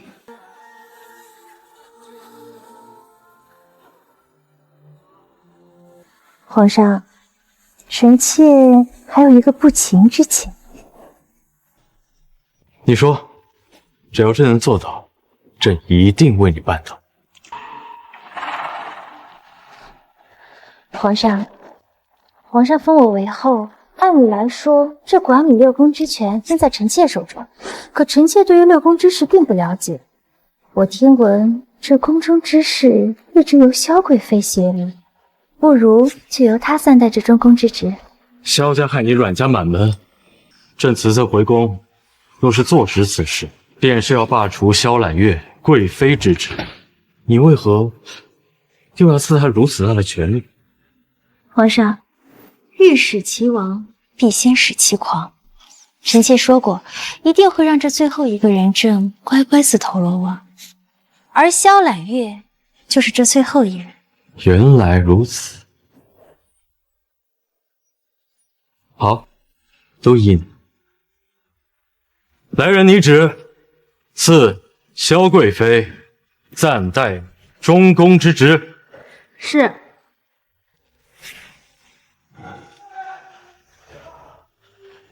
朕还要去上朝，回来再陪你。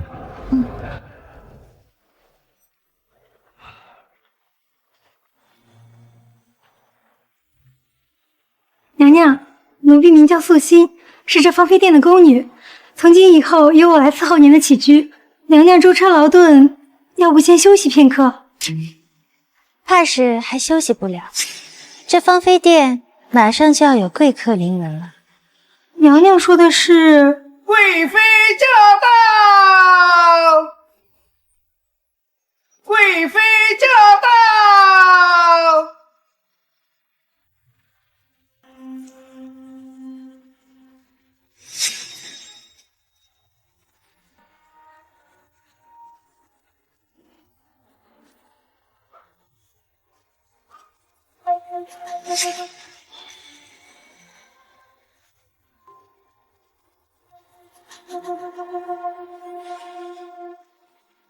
你就是皇上从前线带回来？是，我叫阮放肆！贵妃娘娘面前竟敢自称我，不称奴婢！贵妃娘娘，我家主子不是奴婢，而是……你们要干什么？放肆！看见贵妃娘娘不知道下跪行礼，还敢出言质问，眼里没规矩就忘了吧！哼，难道说这皇宫里的规矩就是不分青红皂白的滥用私刑吗？我们贵妃娘娘宠冠后宫，无人敢不从。她便是这后宫的规矩，贵妃娘娘说什么便是什么。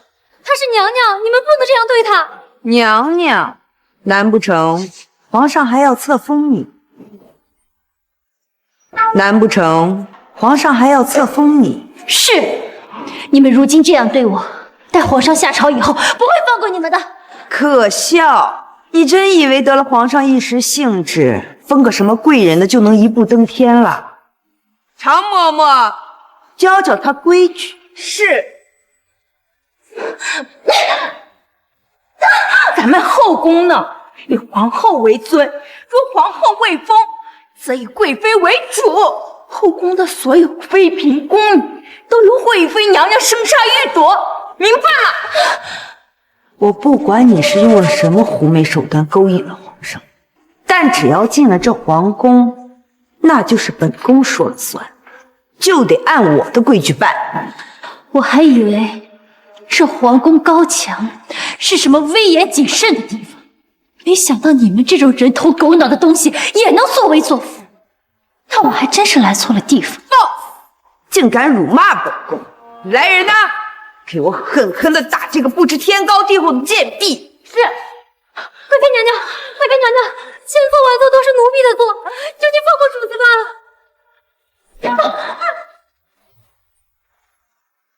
你说什么东西？娘娘跟前也有你擦边的份吗？看我撕烂你的嘴！你不知分寸的奴婢，把他给我赶出去！苏西，天子脚下，你们怎敢如此无法无天？贵妃娘娘来将门之后，萧家嫡女，父亲乃是当朝首辅，手握重兵，在朝堂上也是一人之下，万人之上。别说处死你一个贱婢了，就算是诛你九族，也没人敢说半个字。首辅，那是阮家首辅之后的新一任首辅。不错，先帝念本宫父亲检举阮家有功，特意封为首辅。怎么，你有异议呀？那你可知道我是谁？你能是谁？你顶多贱婢一个。我本名阮唐年，前朝首辅阮吉文是我亲祖父。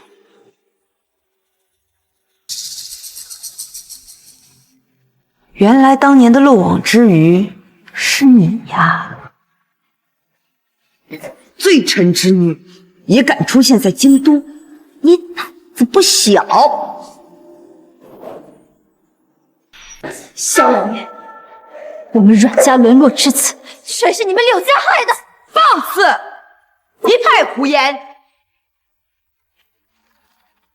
皇上，贵妃闯入凤飞殿，对皇后娘娘动手了。果然，萧老爷又露出马爪了。在上大理寺卿，立刻摆驾芳妃殿。是。怎么，心虚了？你有何证据啊？今天你若是说不出个所以然来，本宫定要治你一个污蔑之罪。我此番进宫，自然是做足了准备。我早已收集了你们萧家栽赃构陷之罪证，交予了皇上。你便等着皇上的废黜圣旨吧。不可能！你胡说八道！圣旨到！难道是皇上的废黜圣旨到了？圣旨到！萧贵妃接旨。臣妾接旨。奉天承运皇帝诏曰：贵妃萧氏出身名门，久居深宫，念中宫无主，特自暂代中宫之职，统辖六宫，亲子。臣妾领旨谢恩。果然，皇上最信任宠爱的人还是我。恭喜贵妃娘娘，您现在在后宫的位置可是后宫第一人呐！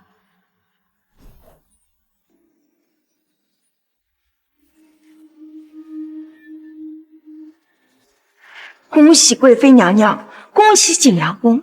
保不齐再过些日子，贵妃娘娘就要变成皇后娘娘了。常嬷嬷，你好大的胆子呀！你这可是在揣度圣意呀！奴婢只是说些事实而已，忠言逆耳罢了。阮唐眠，你不是说皇上会废除本宫吗？看来啊，你的话皇上也不很放在心上呀。萧家在前朝根基深厚，贵妃娘娘又得皇上宠爱，怎么会因为你一个贱婢的一面之词就怀疑萧家呢？不错，萧世来是前朝第一世族，不是什么名不见经传的小货色，随便说几句就能动摇的。你给本宫看清楚了，你说的话，皇上都不会相信。你的一切付出都是徒劳。不可能，皇上一定是误会了，我要亲自去找皇上说清楚。不安分的东西，还想着第二次出去给皇上告状。我告诉你，休想！娘娘，你已经是一人之下万人之上了，照我看，不如在这直接了结了他，省得他再兴风作浪。没错，娘娘，斩草不除根，春风吹又生啊。本宫要是没记错的话，你是阮家唯一的孤女了吧？你想干什么？别急，你说本宫若是此刻杀了你，把你埋到乱葬岗，那这个世界上就没有什么事情能够威胁到我萧家了。哈哈，死无对证。萧揽月，你承认了是吧？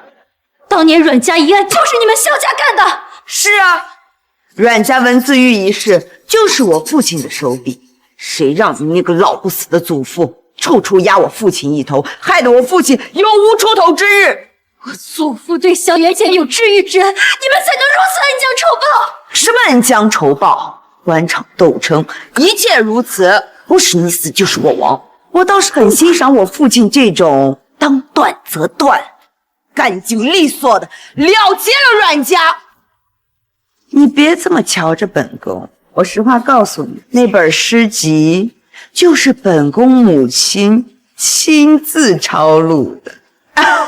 那个呀，就是送你们阮家下地狱的催命符。毒妇，你会遭报应的。你说完了吗？你说完了，本宫就要送你去和你的家人团聚。你敢？本宫有什么不敢的？本宫现在统领6宫，位通皇后，处死你一个无名无分的贱婢，易如反掌。是吗？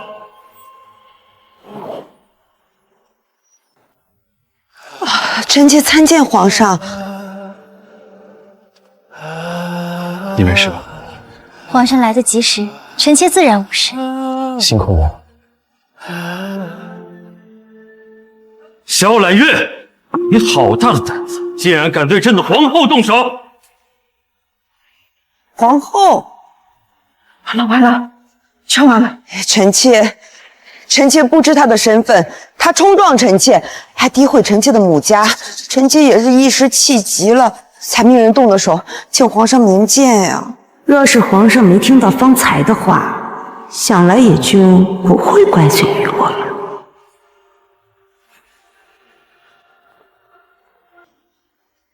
不知皇上是何时来的方妃殿？在你将萧家罪证一一陈述之时。萧揽月，你可知罪？臣妾知错，臣妾只是一时失言，请皇上宽宥。一时失言？是，臣妾刚才说的都是气话，都是他引导臣妾说了这些话，你万万不能相信他呀！臣妾的母家在前朝为皇上鞠躬尽瘁，死而后已，绝不会做这种欺君罔上之事。鞠躬尽瘁，死而后已，是吗？启禀皇上，关于阮家旧案的疑点，微臣已搜集完毕。萧元简曾为阮吉文的学生，常怀才不遇，记恨阮家，得先帝青睐，未等取而代之，而将谋反失策藏于阮家书房，栽赃陷害，亲卫口供如上。皇上，这是污蔑！污蔑！臣妾父亲绝不会做这种事。方才朕听得清清楚楚，难道这也诬陷于言？如今人证物证都在，你再狡舌如簧，也抵赖不得。是你是你设计的，对不对？不错。阮唐年，你好狠毒的心思呀！是你设计了这个圈套，让本宫钻。若小人不知，除非己莫为。若你萧家真的清白无辜，我设计1000万个圈套，你们也钻不进去。李将军，限购重臣，欺君罔上，该当何罪？按照我朝律令，祸连9族，秋后问斩。善恶得报终有时，这是你们萧家欠我。皇上，皇上，臣妾为您打理后宫多年，没有功劳也有苦劳。你看在臣妾的份上，求你宽恕臣妾的母家，臣妾甘愿受罚。太迟了，你们萧家在前朝祸乱朝纲多年，外头早已无以废他。朕怎能轻易饶得了你？是非对错，大理寺自会定。来人，将萧贵妃以及萧家众人押入大理寺，听候发落。是。皇上不能这么对臣妾，皇上，臣妾陪了你6年，你怎能如此不顾旧情啊，皇上！祖父、父亲，你们在天之灵可以瞑目了。